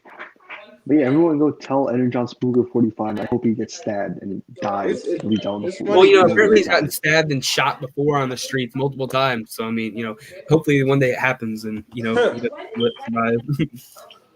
If I gotta go talk to him, tell him I hope someone takes a brick and bashes his head in. Bro, I was That's a good supposed to get my figs on November 31st. I was supposed to get what's funny about that is me and Roger are supposed to get ours like every other week, like for the past like 2 months, but that never happened. we get like he'd say like, oh, I'm gonna go ship them in the morning like every day, and then it never happened. You just like forget about it. And you're like, wait, I thought you did it like yesterday. You said you're gonna do it. Oh, I'm sorry. Something got in the way. It's always something. If anyone's watching who's confused, Adonis or Energon Spooker 45 is like one of the most toxic people we've ever met in our lives. Yeah, he's bad, bro. Toxic, mentally abusive cunt. And I know some of you guys aren't blocked by him. So I want you guys to know Energon _Spooker 45. Screen record everything here and send it to him. He like you said, he's bad. Like it's hard to explain the amount of nights he would spend manipulating like individuals of our friend group, or he even did to the TF fan base. I mean, it's just sad. He tried to turn everyone against each other, and he almost did it until we all started actually talking amongst each other. Like Derrick, actually, I told this to Roger because I haven't really been on a call with you, but I forgot to mention it last night too. Like remember like that whole thing happened between us? That was because I was already pissed. I wasn't because like the conversation we're having. I was actually pissed off because he was saying you were talking shit and stuff, and then I realized you weren't. You mean the day where we started going off about like? Yeah, when we were going at each other and everything, and like the second fanboy, like the new fanboy got made. That was that's the reason why I was mad. I wasn't mad about the topic we were saying. It was because he kept like bringing up little lies and stuff that you were apparently saying, and so that just pissed me off. What? And it was that same day that like me and that Roger thing happened because I was saying like that was the day I pulled up in the chat saying Roger was like asking mentioning like the whole talking shit thing and everything. It was actually like those two people I was mentioning were literally you two because it was according to Adonis. That's what was happening. I knew something was off right away. Like I'm feeling betrayed. I was like, yeah, I knew something was up, man. Imagine if Adonis was walking in, hit him. I know JC isn't blocked by him. I know Bav isn't blocked by him. I know Corey isn't blocked by him. I don't know I'm not blocked by him. all three of you, all four of you, all five of you. Go DM him and screenshot. I mean, screen record everything I said and send it to him. I can't send it to me. All right, gotcha. He started that beef between me and Clicker. Me and Clicker didn't talk for a minute after that, bro. We had to like come to terms with it like later, bro. Like. What was funny about that, Derrick, is like we literally like I don't know. I was thinking like for the past few days because the amount of like stuff that Adonis said that you said like in like a matter of days, like he was just progressively pissing me off like towards you, and then finally just like out of nowhere, as soon as that stuff happened, he just never mentioned you again until like I told him that me and you were good again because it was weird because like we literally started typing in each other's DMs at the same time apologizing. That was crazy. Like, the timing was so crazy. Man. That nigga kiss my ass, bro. Kiss my ass. Facts. I hope we do get hit by a meteor, bro. Corey said that Adonis stalked his profile. Really? I heard about that, yeah. He stalked you. He don't even know shout you. Shout out JC. Yo, yeah. Bad. Tell him Roger said he's a pathetic piece of shit, and if he's not, get him a fucking call with me right now. time I like said that. JC, like JC just said, I need to block him actually because that's not right to a person like that lying about everything. I'll block him after I send that. Yeah, like bro, but like I'll have like I'd almost have to get in a call with you to really describe to you how much like it started like before like like a little bit before last summer started. Like it regressed all through that. He had me literally like somehow hating Derrick and Roger. He had me literally hating them with a passion. He had Roger and a large part of the friend group hating like Ryan or Cyclonus Primus. He had he was just turning people on each other like crazy because he would just get turned us called. against Matthias too. A lot of the flack we gave Matthias because of Adonis. Yeah. Which I'm not gonna apologize because Matthias is a retard. So I'm just You saying are a thumbs retard up, with Matthias. Matthias. Yeah, exactly. Let's just give him he a thumbs would up. stuff and like if you were like if Adonis had a problem with someone essentially, or even if he just for no reason had one, he would and like he'd go, oh, I hate Roger, he's a bitch. But then you would say I don't have a problem with him. Then he'd be like, oh, but he talks shit on you too. So then that would like in turn get you to not like them too. So like just so you agreed with them. And he would do that. Since you mentioned that, I've been starting to think that's the exact same thing that happened with Ryan. Like, what do you call it? Because we would talk about Ryan. I was like, yeah, it is what it is. And he was like, oh, yeah. So Ryan was talking a lot of shit about you, right? And I was like, oh. Exactly. Since you mentioned that the other day, I was like, that's what he did about Roger and Derrick too. He's like, Roger's such an asshole, always like disregarding and changing his opinions and disregarding my opinions, just being a dick to me. He's using me for my figures. But then as soon as I was like, Roger's cool. What do you mean? It's all, oh, but he calls you a racist piece of shit and stuff, and like saying stuff like that. And I'm like, how? I say the N-word too. Yeah, like dumb shit, like just like you do too. Racist boy. But yeah, that's what I was talking about. If you remember, like when I said like people calling me racist piece of shit, that's just messing with me. That's why I dropped that in the chat like that. I was like, all right, let's see what they say. And then of course you guys had no idea what I was talking about. And then Roger, like me and Roger were DMing, and he thought it was Ryan because of all the hate that Adonis put in his head to Ryan. And so like that been happening to me for so long. Like everyone, I trusted Oscar. I mean, OWR photos, Oscar, that like all that beef with him, like from everyone to him, that was literally because of Adonis making stuff up. After all the beef in the initial group chat with Roger not liking him and all that, me, Cyclonus, and then Ryan is Cyclonus, but Adonis, we all had a group chat with Oscar because we didn't have a problem with him. We were still talking to him and vibing with him. But then out of nowhere, there was a day where Adonis was pulling up with like all this stuff, like he kept like just randomly removing Oscar out of the chat and stuff, like just calling him names and stuff. Oscar's sensitive, and he just pulling stuff like that on him. And so Oscar and me were DMing back and forth saying like, why is Adonis acting like this today? Well, the next day, Adonis and me get on a call, and Adonis is sitting there saying, I have, Oscar's like, I don't really like Oscar and stuff. I'm like, what's wrong with Oscar? And he goes, I don't know. He's just dumb. Then that call ends. And then we get on another call later where Adonis is saying, oh, all of a sudden, apparently Oscar went behind our back and said we were bullying him when really, we're trying to stick with him since like no one else was like accepting them anymore. And, he got me to block Oscar. He got Ryan to stop talking to him. Everyone hated Oscar because, like just because Adonis had a problem with him, no one else could like him either. So that's how it is. That's just how it works. Are you still going to do that call with Oscar sometime? I'm still I down. want to do that. Actually, I need to DM him about that. Yeah. That don't even make no sense, bro. I'm honestly still down. I'm sure Ryan's still down too. It literally, it's not even the fact that he just wanted to turn everybody against each other. Like, it don't even matter who you were, bro. He had something to say about you. It's like, I got some issue with some of my boys too. But I'll say it to your face. Like, if I don't like something about you, I'll tell you, like, Nitro, I'd be like, Nitro, bro, I can't. You need to shut up. I would say that exactly, yeah. Exactly, yeah. Like, if I have a problem, like what? You don't talk about they behind their back and not be able to say it to their face. Fans goes, who's Spaceman Zul? Spaceman Zul is not Adonis. Don't confuse the two. We thought it was Adonis, but it's not. So he's chilling safe.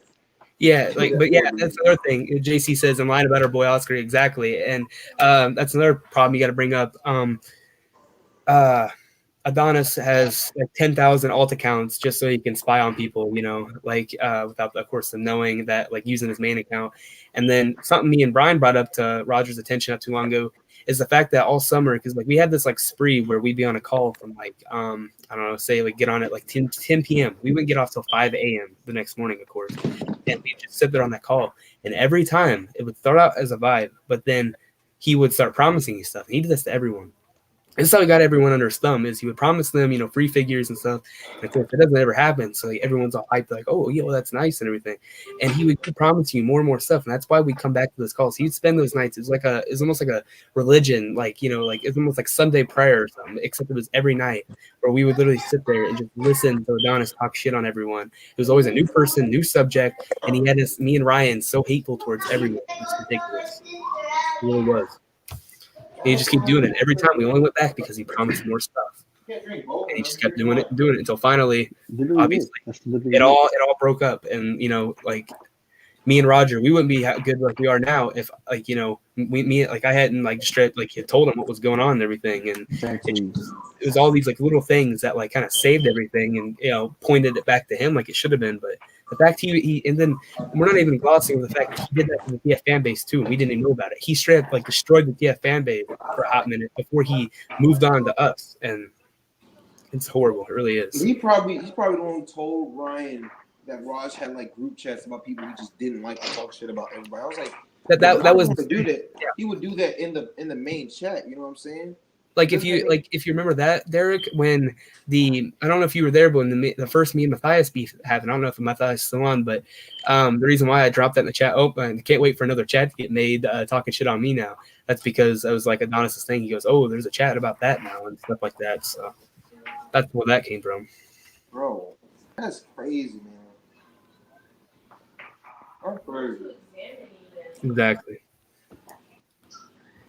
I don't understand how you can do that with your life. It's like it's stupid as shit. Like, what did you gain out of this? I don't get it. Like, why didn't you just say, like, if you have a problem with someone, why don't you just be straight up with it? I think what we need to do is we need to like really kind of think it out and everything. Make sure we have like all the points ready because JC just said, yeah, Clay, definitely you, Roger, Derrick need to explain more about it. I think we need to just have like either an episode or something like that where we just sit here and literally start like from beginning to end and everything, like straight up explain everything, so like everyone knows exactly what's going on. Because he said he only knew about like what was on your story. So we need to do. You want to do it now? I mean. If we want, I feel like we should go on our stories real fast and see if we can get as many people in here as possible, though. Like people that are less informed about it, that aren't in like our main chat. All right, maybe we can have an episode maybe Tuesday, Thursday. It's kind of out of the nowhere, and we don't want people to like take this thing out of context. Like we're just shitting on some dude for no reason. So we can literally just bring it up. Like I can bring it up somehow, and then. We'll be like, no, we should probably just explain ourselves and shit. Right. So we can do stuff like that because we definitely need to like inform everyone else like better because like all the only information other people have is like what was on Joanne's story, Rogers, and then basically a little bit of Oscar's and then Ryan's. Like that's all basically they saw. And it was essentially the same thing. So like seeing everyone's different point of views on exactly like what they experienced would be good for like everyone to see better like what he is and no one falls for it again. 100%. Like that's the only reason we made it through it. My stories. Might not. There literally is. There's like we're strong. We made it through it, but there's a lot of other groups that he could get a hold of that won't be able to make it through it, and they'll be gone. Like they'll be separated forever. So it's kind of like our duty in a way to make sure that doesn't happen again. Who is the one character in like Marvel DC who just like control everything, every like bad event that comes from them? That person will be Adonis because every single issue we had with each other, bro. Other than like the bare bones of their personality, like he would just talk shit about everybody, bro. Like and it poison people. Like Matthias just said, imagine how many. Even with the whole. But like, okay, one like right before you go, Roger, like he said, imagine how much more simple things be. I almost am glad it happened just for the fact that one, it made us stronger, obviously, and if we made it past that, we can make past anything at this 100%. Point. And two. I mean, at least because, he already did it to the TF fan base. And so it's a good thing that, like, it's a good thing because this could also educate people on more early signs of other people that could do the same thing. So it's good that kind of educate people on, like, how to, like, tell what's going to happen or it's happening. It's good people can see that, like, kind of beforehand. Facts. And like what Derrick was talking about, the bare bones of our personality, even that was affected by him. Like what do you call it? Even just being our personal self, we wanted to piss off someone else because we didn't like them. You know what I mean? Mm-hmm. Yeah. So it's like it makes you think. Like, do you think he planned this shit out from the beginning. Like, imagine. I feel I like think he's too much of a fucking dumbass. The guy's not smart. The guy's not smart. I definitely feel like, I mean, because this is coming from the guy that, like, you know, thought, like, expected us to believe that he went to he moved to Dubai and somehow managed to keep his cat in a cardboard box as carry-on. So he expects us to believe that.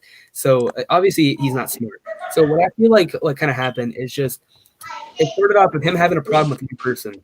And then, it's like, because since I have a TF fan base first, I feel like we can kind of go back to that.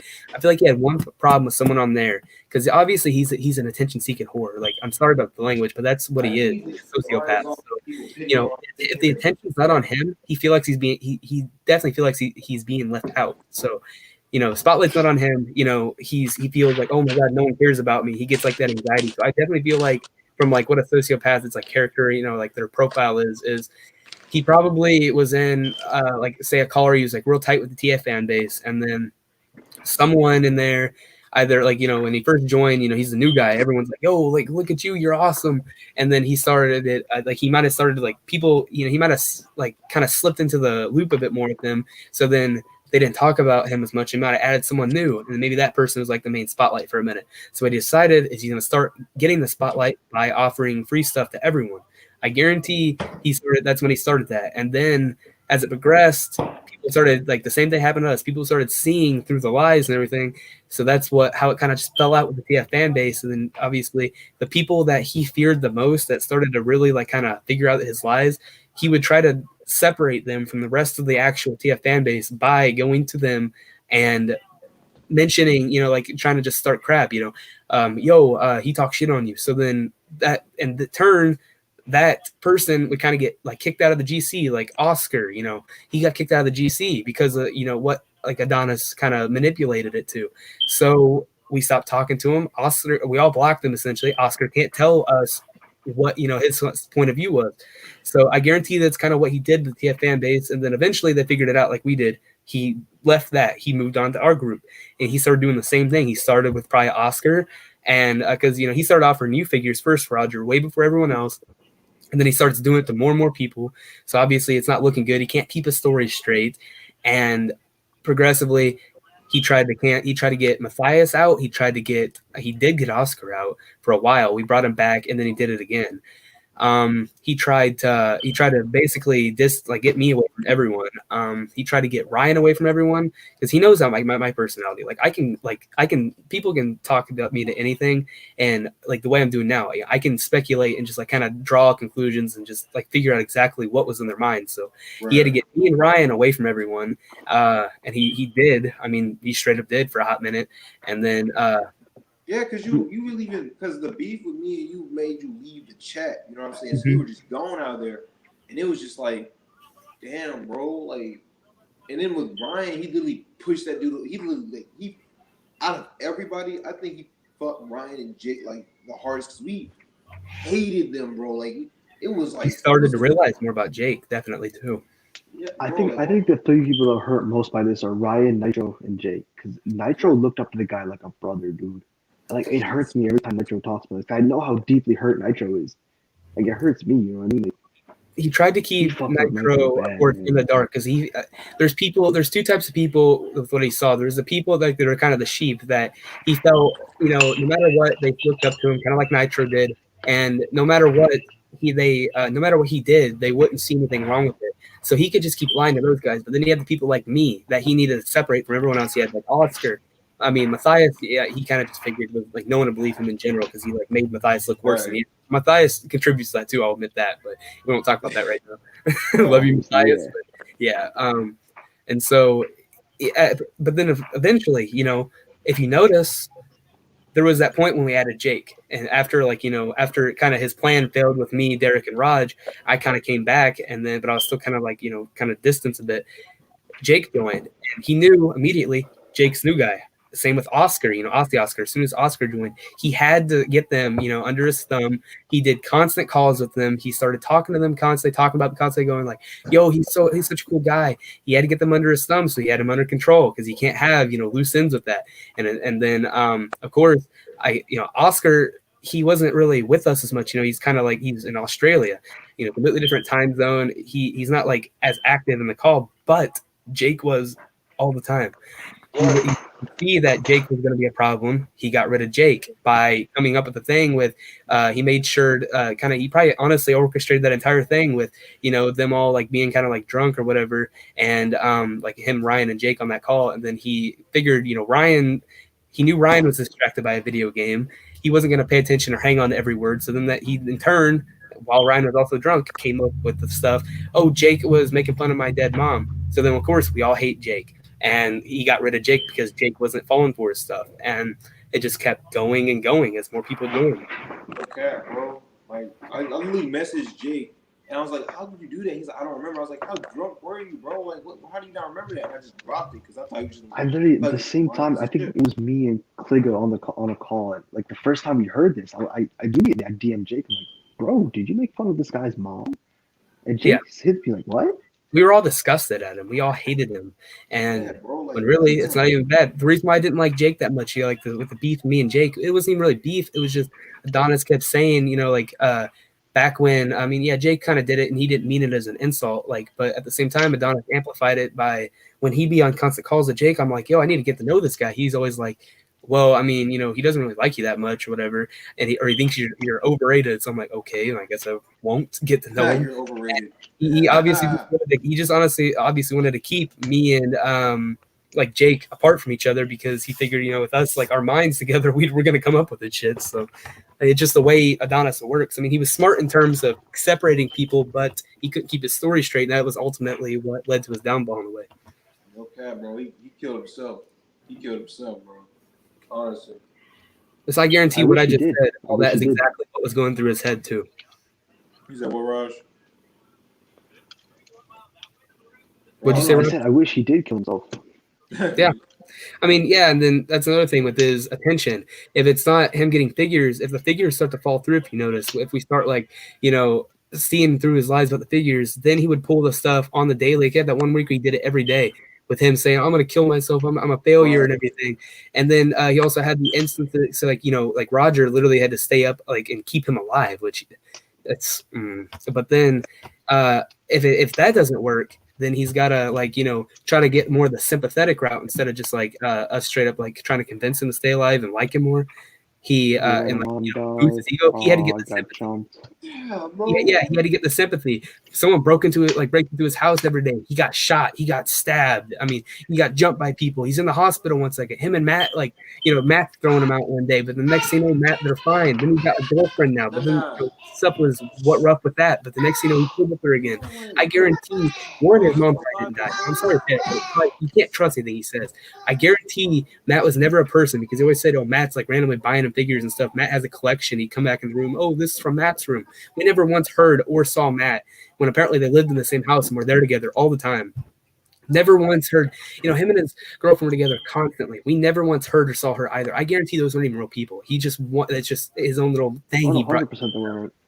He built that up just so we trust him more, that or we feel bad for him if something that went bad between those people. It's leverage. Right. What it is. It's crazy. And then the guy made up his own alternate universe. Mm-hmm. And if we ever said anything that he didn't like to hear, it was always, I'm going to break your figure that I'm giving you for free. With Ryan, it was always a Cyclonus. With me, it was always an Optimus figure. And then with, I don't know what he pulled on you, Roger, something like that. But and then he always get mad. He never did that shit to me. I was he always did that to me and Ryan. I noticed it was always, I'm going to break this, especially Ryan. It was always a Cyclonus in his hands, and he was going to break it every time. Always Ryan.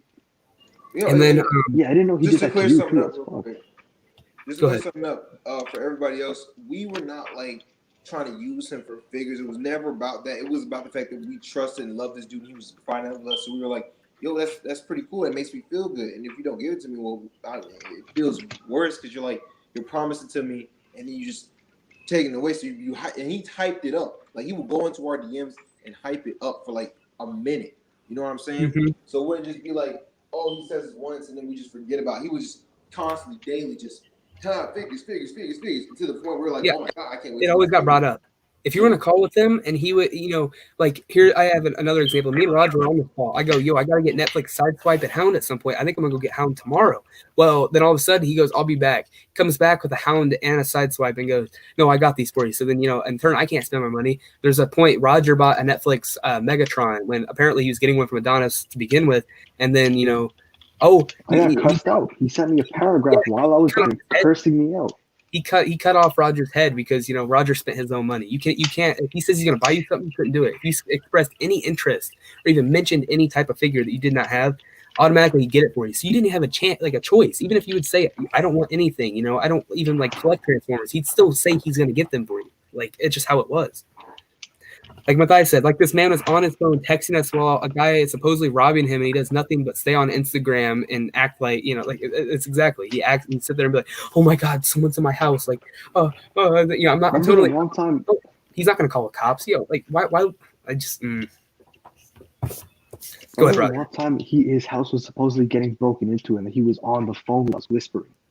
I was why not call the cops? What? Like, do the cops not exist on his phone? Does he not know the number 911?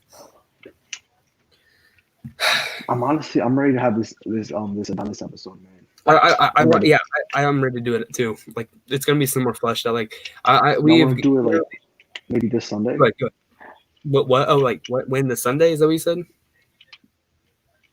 Yeah, you guys looking to do it maybe like this Sunday? Yeah, I'm fine. We can do it tomorrow. I don't care when we do it. Like I said, I just want to straight up just we have got to. Yeah, I bet Sunday be best. Defend other people.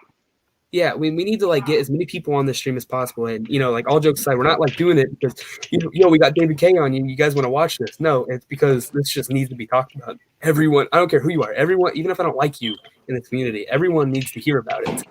They need to know about it, and it's not that we're just trashing him because we're assholes. It's because we're protecting other people. I don't care about our feelings at this point. I just want this to not happen to anyone else. All the damage has been done. I'm over it. I'm just trying to get other people to. And our entire group has gotten past it. Everyone in our group, like it took Oscar a while, but we are all talking again. We're all good with each other again. I can honestly say I harbor no dislike for anyone in this chat. I love everyone. Exactly. Yeah, there's no person that I genuinely do not like, and it took me a while, but I'm good with Jake now, and so everything is fine now. Like we're good. We got past it. But I haven't been able to say that in so fucking long. There's always someone I hate, but now it was always him from the beginning. Like look at Ryan. Ryan was like public enemy number one for me because I would always hear Ryan's after me. Like, I love Ryan. Like Jake was my public enemy number one. Like it was always someone, but Jake was like the predominant one, and then now I'm good with him. It's like, what do you call it? I hated Derrick, but that's just because I hate Derrick. I mean, fuck you, Derrick. Yeah, fuck Derrick. But no, he literally had Derrick besides Matthias, because like I canceled Matthias, but it wasn't enough to make me lose the chat. But like, he actually had me got me to leave that chat because he made me hate Derrick that much for that little bit of time. Then I'm like, I sat there and thought about it more because like I said, I analyzed everything, like I overthink everything. I sit there, I'm like, why would he have said this when I've heard like him and Roger especially, I've heard like Roger, he says the same stuff all the time. So how like that's if anything he's a hypocrite. How does that like work? I know Roger he's not really a hypocrite when it comes to stuff like that. So I'm like, that's out of character for him. Same with Derrick. I'm like, it seems like anytime he's ever had a problem with someone, he says it out loud to you. So like, I'm like, that's out of character too. Like, how does that fit in? And like, he doesn't keep like his lies straight in terms of keeping people like how they actually act like straight. It's always like a completely different person, it seems. Right, bro. Like, so when you think about it, you just see it all. And then JC said, yes, do it tomorrow or Sunday. I'll definitely shout out on my story. Everyone needs to see what this man did. Yeah, bro, definitely, bro. Even Lego Prime Ninjas made it. JC, shout out JC. Love you, JC. It needs its own platform. Yo, Lego Prime Ninja is OG, bro. I've known this dude. I love Lego Prime Ninja. Yo, bro, you got Thundercracker. I'm pretty sure that's who you have edition for. You got Thundercracker. I'm gonna drop that on my story since it's got 8 anyway. I can drop that. Yeah, he's got Thundercracker. So he finally got a role because he tried out for someone before. Like I didn't know. He was gonna try for Cliff Jumper, but he never hit. Or no, it's gonna be Blue Streak. But then someone else I think got Blue Streak. I'm not sure. Or maybe he did get it. I don't know. I have to check. I need to actually write down who got what because it's in my stories, but I forgot exactly who's doing what. But yeah, you definitely got Thundercracker, bro. Like I said, just I think I'm gonna have you either like if you can just like minimize the amount of like pitch or like the robotic stuff you have on it, that or just use your normal voice, one of the two. But I mean, yeah. Nitro wants to hop on the Adonis episode. Honestly, what I'm feeling is, I honestly kind of want to structure this because what if we have everyone available and we try to when it's on like the Ryan subject, we have Ryan on Nitro, we have him on, and what if we do something like that where we have like people just hopping in and out as it goes? That's gonna be hard to coordinate, but I mean, if everyone's down, We can see how many like are available at least. Like, all we really need is Ryan and Nitro and Jake. Those are like the main three people besides us, obviously. Those are like the main three that would be good. Right, because those are the main three that got affected. Yeah, Oscar would be good too. Oscar I don't know. For the first time, Nitro, you'd have a chance to speak your mind. Just go at it. And we can do it kind of earlier in the day, so maybe Oscar will still be awake and he can hop on. That'll be kind of like our call with him in a way that we want to do. Yeah, I still want to call with him. Yeah, like, separately. Yeah, because that's more like private kind of stuff. Mm-hmm. Yeah. So I mean, whenever you do it, let me know and I'll hop on. I texted him we're gonna do it tomorrow. I told him he doesn't have a choice in the matter. We're doing it tomorrow, so we'll see what he says. I mean, what gets me the hardest is when I think it was because Ryan came into my DMs. He was talking about his grandfather, I think either dying or being sick.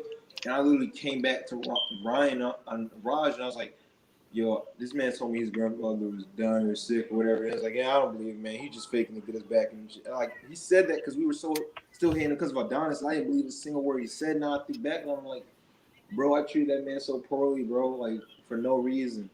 Ryan got so much hate, bro. Like everyone Discord in the old Discord.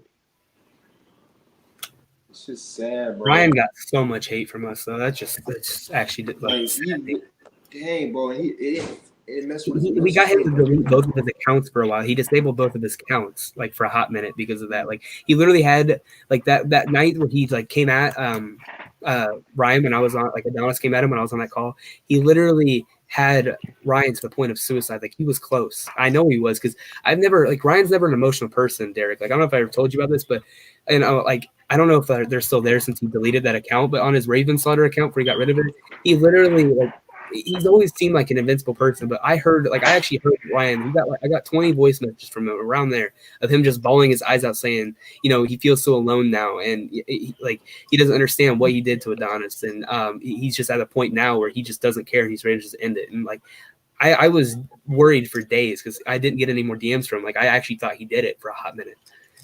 I mean. Roger hated so bad. Roger said he hoped that he killed himself. Like he had him that fucking that much hatred. Bro, if Ryan killed himself and we knew what we know now, bro, I would have to kill Adonis. I mean that we would all be pouring money together. Be going to Dubai. I would go to jail for that, bro. We would be going to Dubai. I mean that too. I swear, bro, that would break me, bro. It's like Ryan's always the guy that he doesn't give a shit. He's always cracking the gay jokes and shit. And the fact that I heard him bawling, like I don't know, I don't know if these voice messages are there, but if I played those and you guys heard them, like you guys would probably cry. Like they were so bad. It's like, what do you call it? It was that one night that it was really bad. That suicide shit was really bad. And we were on a call and I heard Ryan cry. I was like, I've never heard that before. And all that just for the attention now I'm realizing, I'm like, God dang. What, bro? You breaking mental states for what? Like, that's what you get, bro. I'm trying to see if they're still in my DMs because, like you said, he was literally bawling his fucking eyes out, bro. Like that killed me. I don't see him anywhere. I guess when he deleted that account, they went they disappeared. But they say you can just ask him about it. Honestly, I can tell you all about it. Just him, that broke me. It really did. I was worried, but for days. And then the entire time, Adonis didn't feel bad. He goes, Ryan deserves it. He's a piece of shit. Fuck him. And it just. Not anymore. Had Ryan killed himself and we figured out what we know now, we would have pulled our money together and we would have went out and we would have beat the living fuck out. I would have as a kid. I'm 16. I would have went to fucking jail for that. I don't care. I really would have. I would have beat him so fucking bad. I would have I was gonna say I would shove I would literally put Kiwi inside him, but I just realized Kiwi is innocent. We can't hurt Kiwi. But no, I would take all of his figures in his fucking room. I would shove them down his damn throat, and leave him in his damn bowels for him to digest. I don't care. I'm sorry, guys. That's real talk. But, you guys, if you guys, raw emotion, man. Yeah, you guys would understand. You really would. I'm sorry for the language, but oh my god, it's I don't want anyone else to ever have to go through this shit. I literally for the whole summer, I lived under this cloud of fear. I don't want people to go do that shit. We can't. Like I said, that's like that's literally like our duty now at this point. We can't let that happen to anyone else. Right. Like,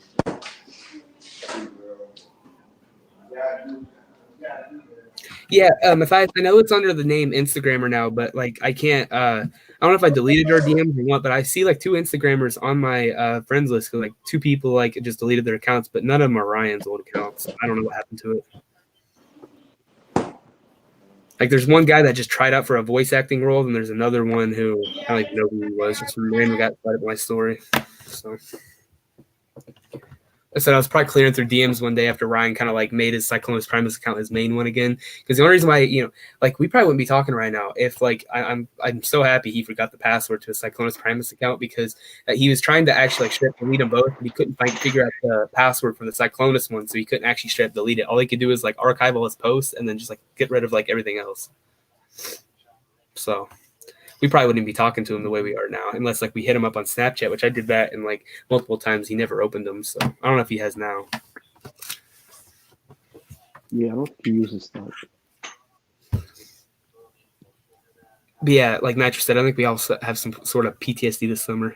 But I mean, that's as far as I'm concerned, that's all of our like we're obligated at this point to make sure it doesn't happen to anyone again in any of the communities. I don't care if I hate you. Like, I don't care if you're just one of the most annoying people in this community. Like, I don't care if you're Optobotomus. I wouldn't actually, like, if Optobotomus had a friend group like the way we do with Chimite, like, I don't, even as much as I dislike the dude, I wouldn't even want it to happen to him because of how, like, just much it messes with you. It's like, it's embarrassing. It's like, how the fuck did I let that happen? You know what I mean? Mm-hmm. We were so naive, like, each and every one of us. We were so blinded by like, everything he was promising us and how like nice he was. We just genuinely like, we wanted to believe everything he said. We thought he couldn't do any wrong. And I mean, yeah. It's literally my fault because I'm the one who was supposed to buy a figure from him first, and then he offered for free. And I was like, we started talking. Then I added him with TF slimes. Then from there we made Femboy. And that's how this shit happened. I'm the one who suggested video chat. It's not your fault. Like I said, he just needed, like, at that point, like, it didn't matter what happened. Even if it, you didn't like add him to that chat, he would have found a way to like get a hold of everyone eventually anyway. It didn't matter. Because he was friends with Oscar first, right? It's like, yeah, when you're that determined to do something, he'll get it. Like, you're gonna get it done, and it didn't matter if it took a little bit longer. He would have pulled it off somehow eventually. Like don't. I think about this shit all the time. Like, it literally happened because of the Fallen Leader Prime. That's it. I was supposed to buy it off him. And then from there, we went to SS Ironhide. And then from there, we started talking. And then, there was other shit. And he's like, I would give us stuff for free. And, I was like, oh, dope. So we started talking more. And then we went to TF signs, which I don't think you guys are in. Which I think Derrick, that's how I met Derrick. We started arguing about I wasn't in that one, no. The first chat I joined was ROI 2. Right. No, it was no, ROI 5. It was the TLK one. Oh, yeah, you were 5, yeah. It sucks. It really sucks. Yeah, it absolutely, like, yeah, but you can't put that. None of us can straight up be to blame. It was kind of like a collective effort in a way of us believing him and wanting to believe him, but it's because he made it so convincible. And us as human beings, it's just natural. We try to see the good in people, like, over the bad.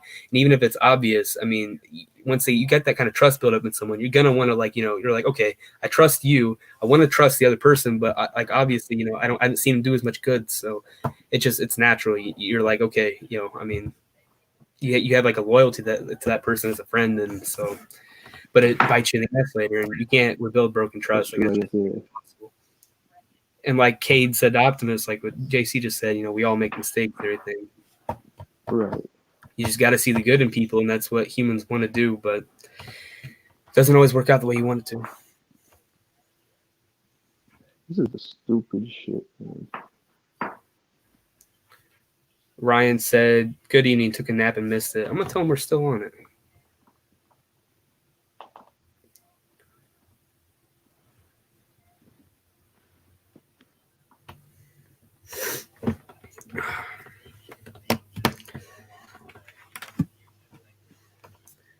We all have our differences with people in this community and everything, but nothing is as bad as that. Like, I wouldn't wish that on a single person to happen what happened to us. I really wouldn't. And I wish Joanna and them would have came out about that quicker. Like it sucks that they were like they were kind of like they were so traumatized by it they didn't want to say it to anyone because they did like Adonis was considered like regarded by 90% of the community as like the nicest guy in the community. So, I guarantee the way Joanna and them felt is they couldn't come out and say anything about it because everyone would be like, yo, you're lying. You just don't like the guy. You're making up stuff. And that would have made them look bad. So Yeah, that's exactly why she ain't coming out about it, bro. I can't blame them. I'm glad they finally, kind of brought it out to light. I want to get on a call with some of them too, because I would love to just kind of just like, get in a good conversation with them about that too. Because what they went through, like seeing the screenshots, with like Adonis saying like his dad is like pulling up on there and stuff now. When like to us, like what he said to us, his dad has been gone for every abuse and everything.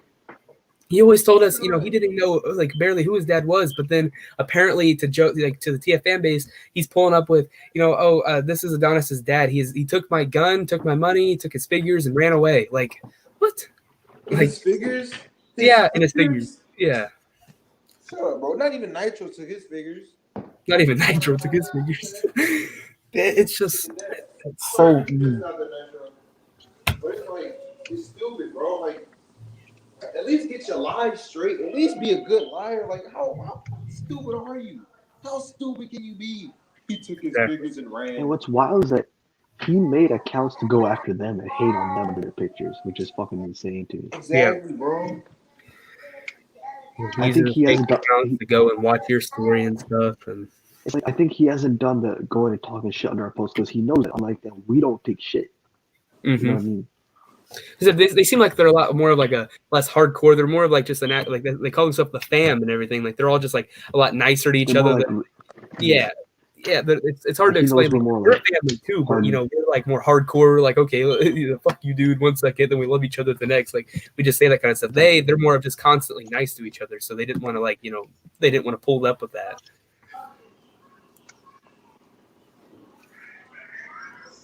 I need a drink. We're sponsored by Code Red, but unfortunately it's gone. So it's not coming. There's nothing in there. Oh, bro. Dang. Like for real, it's like officially the longest episode yet. Yeah.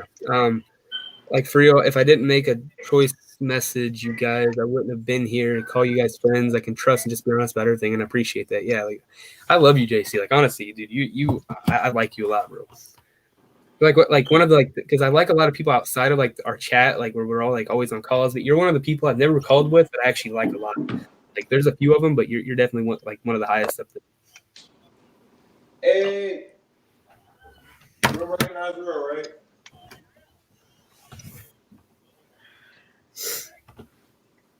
I think Roger's got a knife right now. He's just considering just imagining that inside of Adonis. I love playing with this fucking thing. It's like you just push it up, you push it back down. Nice. Let's see.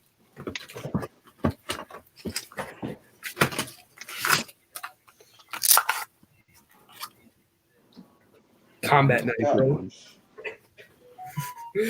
Literal combat. Rajiv has a dope ass combat knife. Like Rajiv has one knife, it's a knife one time, but he's serrated with that. It's like a damn. Would you be nice? It's like I think like fucking 3 knives here. I have this one, I have multi-tool, and I have like 2 I have a razors. dope ass like pocket knife too somewhere. I don't know where it goes. Here's my multi-tool. What is it? I think this one would be 2. Has a bunch of shit. Dope. I love those. Those are so useful though. Those are fun as fuck. Oh, there's my Creole. Those are boys. Look at him go. Bro, tag Sean Hawkins. Take a picture and be like, no, Sean Hawkins. I want to do that. That'd be so funny. Oh, yo, here's my pocket knife. It's got like kind of like a wood. It's like plastic. It's like a metal kind of case, but it's like it looks like a kind of like engraved like a tree bark and stuff. It's cool. Oh, dope. I'd say I can't really tell if you can kind of make that out like that detail, but I love that like the handle. Yeah, that's pretty fucking cool.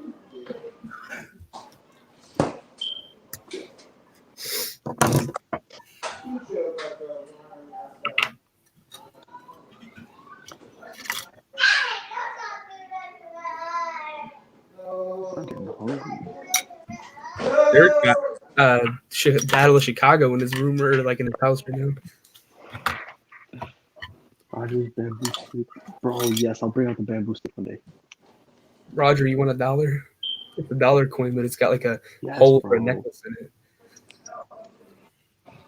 Oh, that's kind of cool.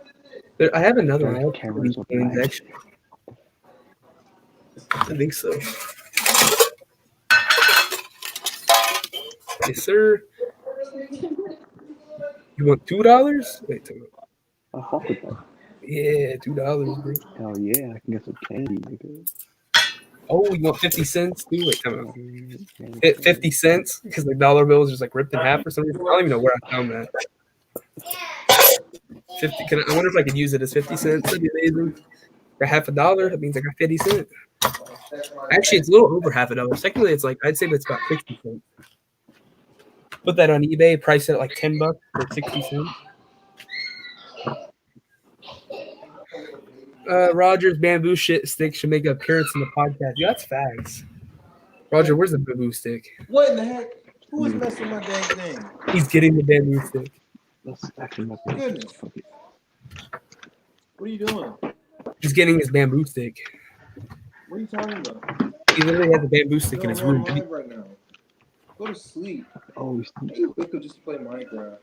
gonna Dang. do a cool one. See, he got to clean up too. Look at him. Yo, look at that desk, bro. It's a mess right now. Oh, I'm a Power Ranger, bro. Someone's got clip. Someone's got to clip it. Like accidentally like wipe. Imagine if he had his figures on a shelf. He just accidentally like tries to like turn around and wipes out his like shelf with it. Bro. They all just shatter as they hit the ground. JC said, thank you for kind words, bro. I like you as well. Clay, you're awesome, especially Roger, Derrick, and everyone in these chats. And honestly, I love you all with all my heart. Yo, I love you too, bro. Hey, We love you, JC, bro. You're chill as fuck. give me kisses. JC's like that one little brother you have. And you want to protect it all the past. He's just so nice, bro. Yeah. He's so nice up until someone tries to diss like his friends and everything. Then he just like comes up like fucking Jackie Chan or something. I thought you said he's like. Bro, I'm still waiting on the JC44 face bill, bro. Yo, where's the face? I better send me a picture right now. DMs now. Face reveal. Yeah, bro. Dang. JC, we're still trying to see your face, man. JC, come on. RPG. Trying to see that face. It's a whole ass RPG. He says. Don't see me waiting, baby. We've been waiting for 10 years to see his face. I've been waiting since before I was born, bro. Exactly. Like in the womb, like, you know, I just like that was my thought. JC face is real.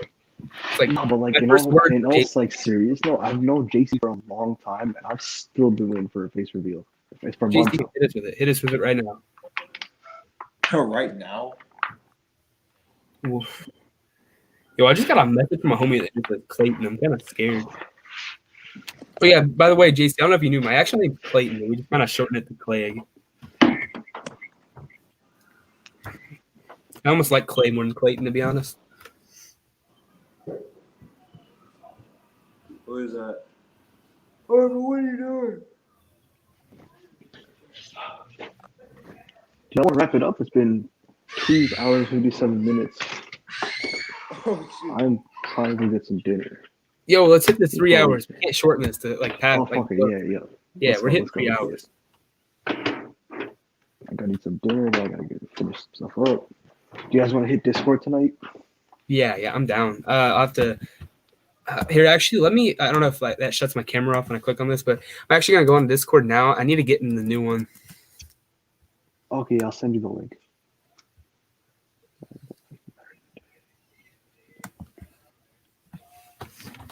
I'm gonna have to actually. I'm just gonna re-download on my phone. I feel like that'd be easier, to be honest. Just to have it. I want to make some tea, but I don't have sugar. Yo, you want some tea, bro? Come over to my house. You can have some sugar. Yes, bro. Thank you. I was waiting for him to like be weirded out because like the two types of sugar. At this point, man, Just waiting for it. I'm just craving tea.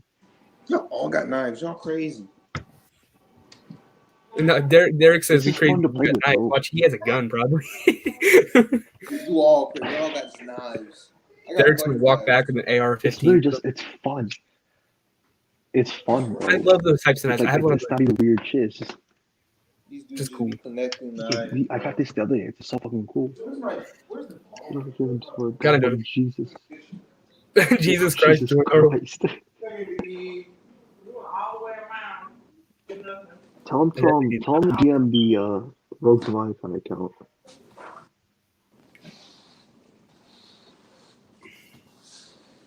It's a 3-hour special, guys.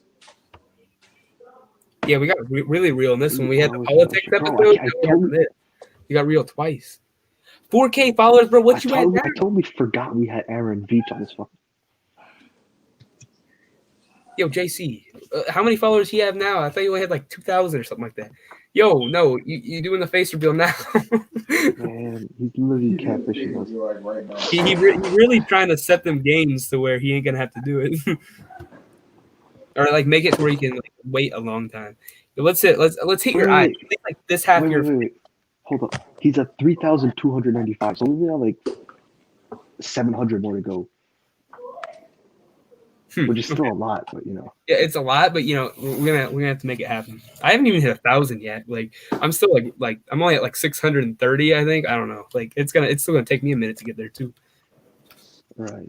Like I'll have these random spurts of getting a shit ton of followers, but then it'll just like decrease into like every once in a while, like once every 2 days, and then it'll go so fast. And Thankfully, the hashtags Definitely, yeah, so you guys can get more.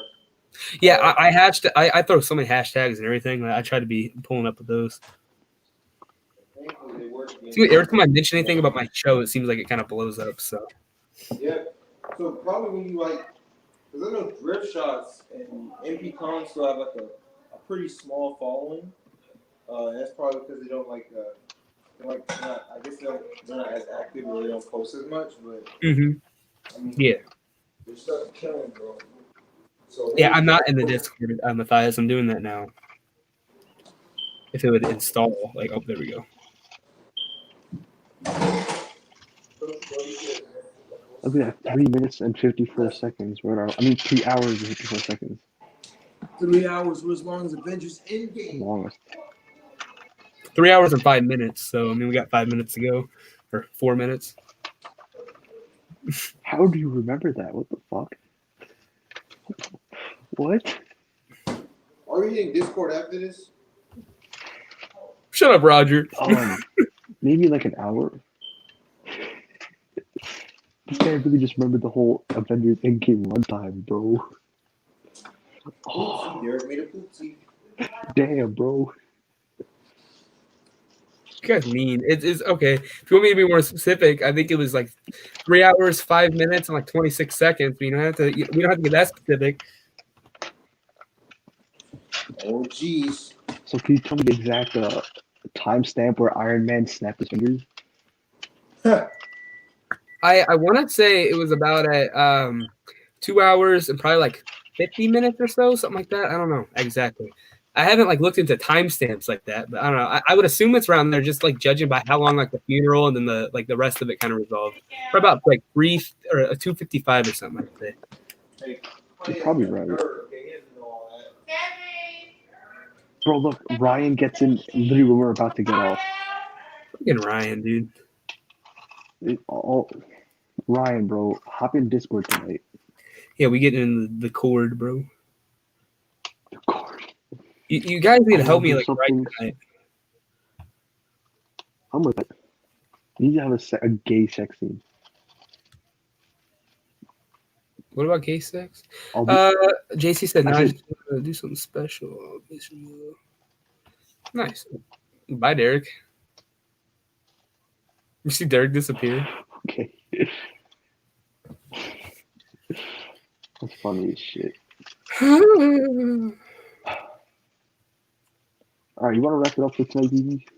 Let me get this thing in, like, so I can like log in. Okay, let's see. Is that the AR-15s and cheese one? No, I deleted that. Okay, send me a new one, like a new invite to the thingy. All right, got you. like through Discord, so I No can. matter the day.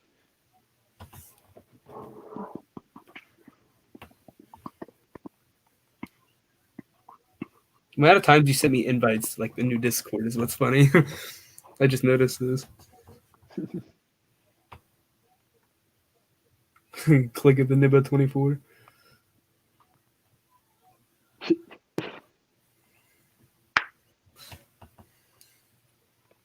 Yeah, Ryan, you always be taking naps like that, bro. I swear to God.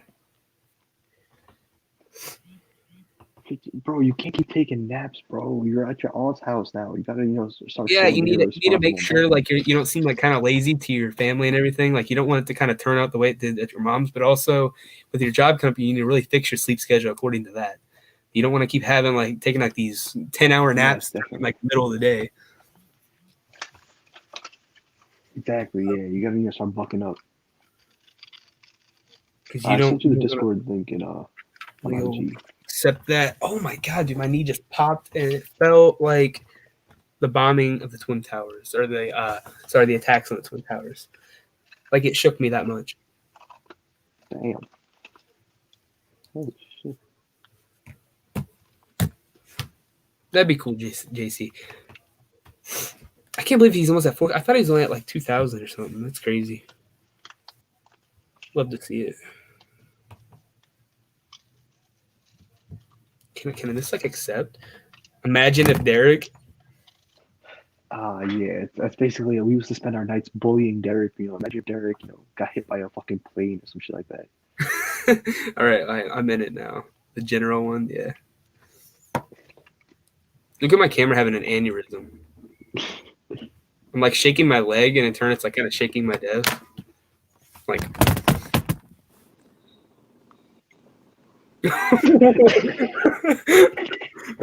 Oh, I gotta go back and film this now. What the fuck? He's just bro. He's literally just looking, bro. He's looking.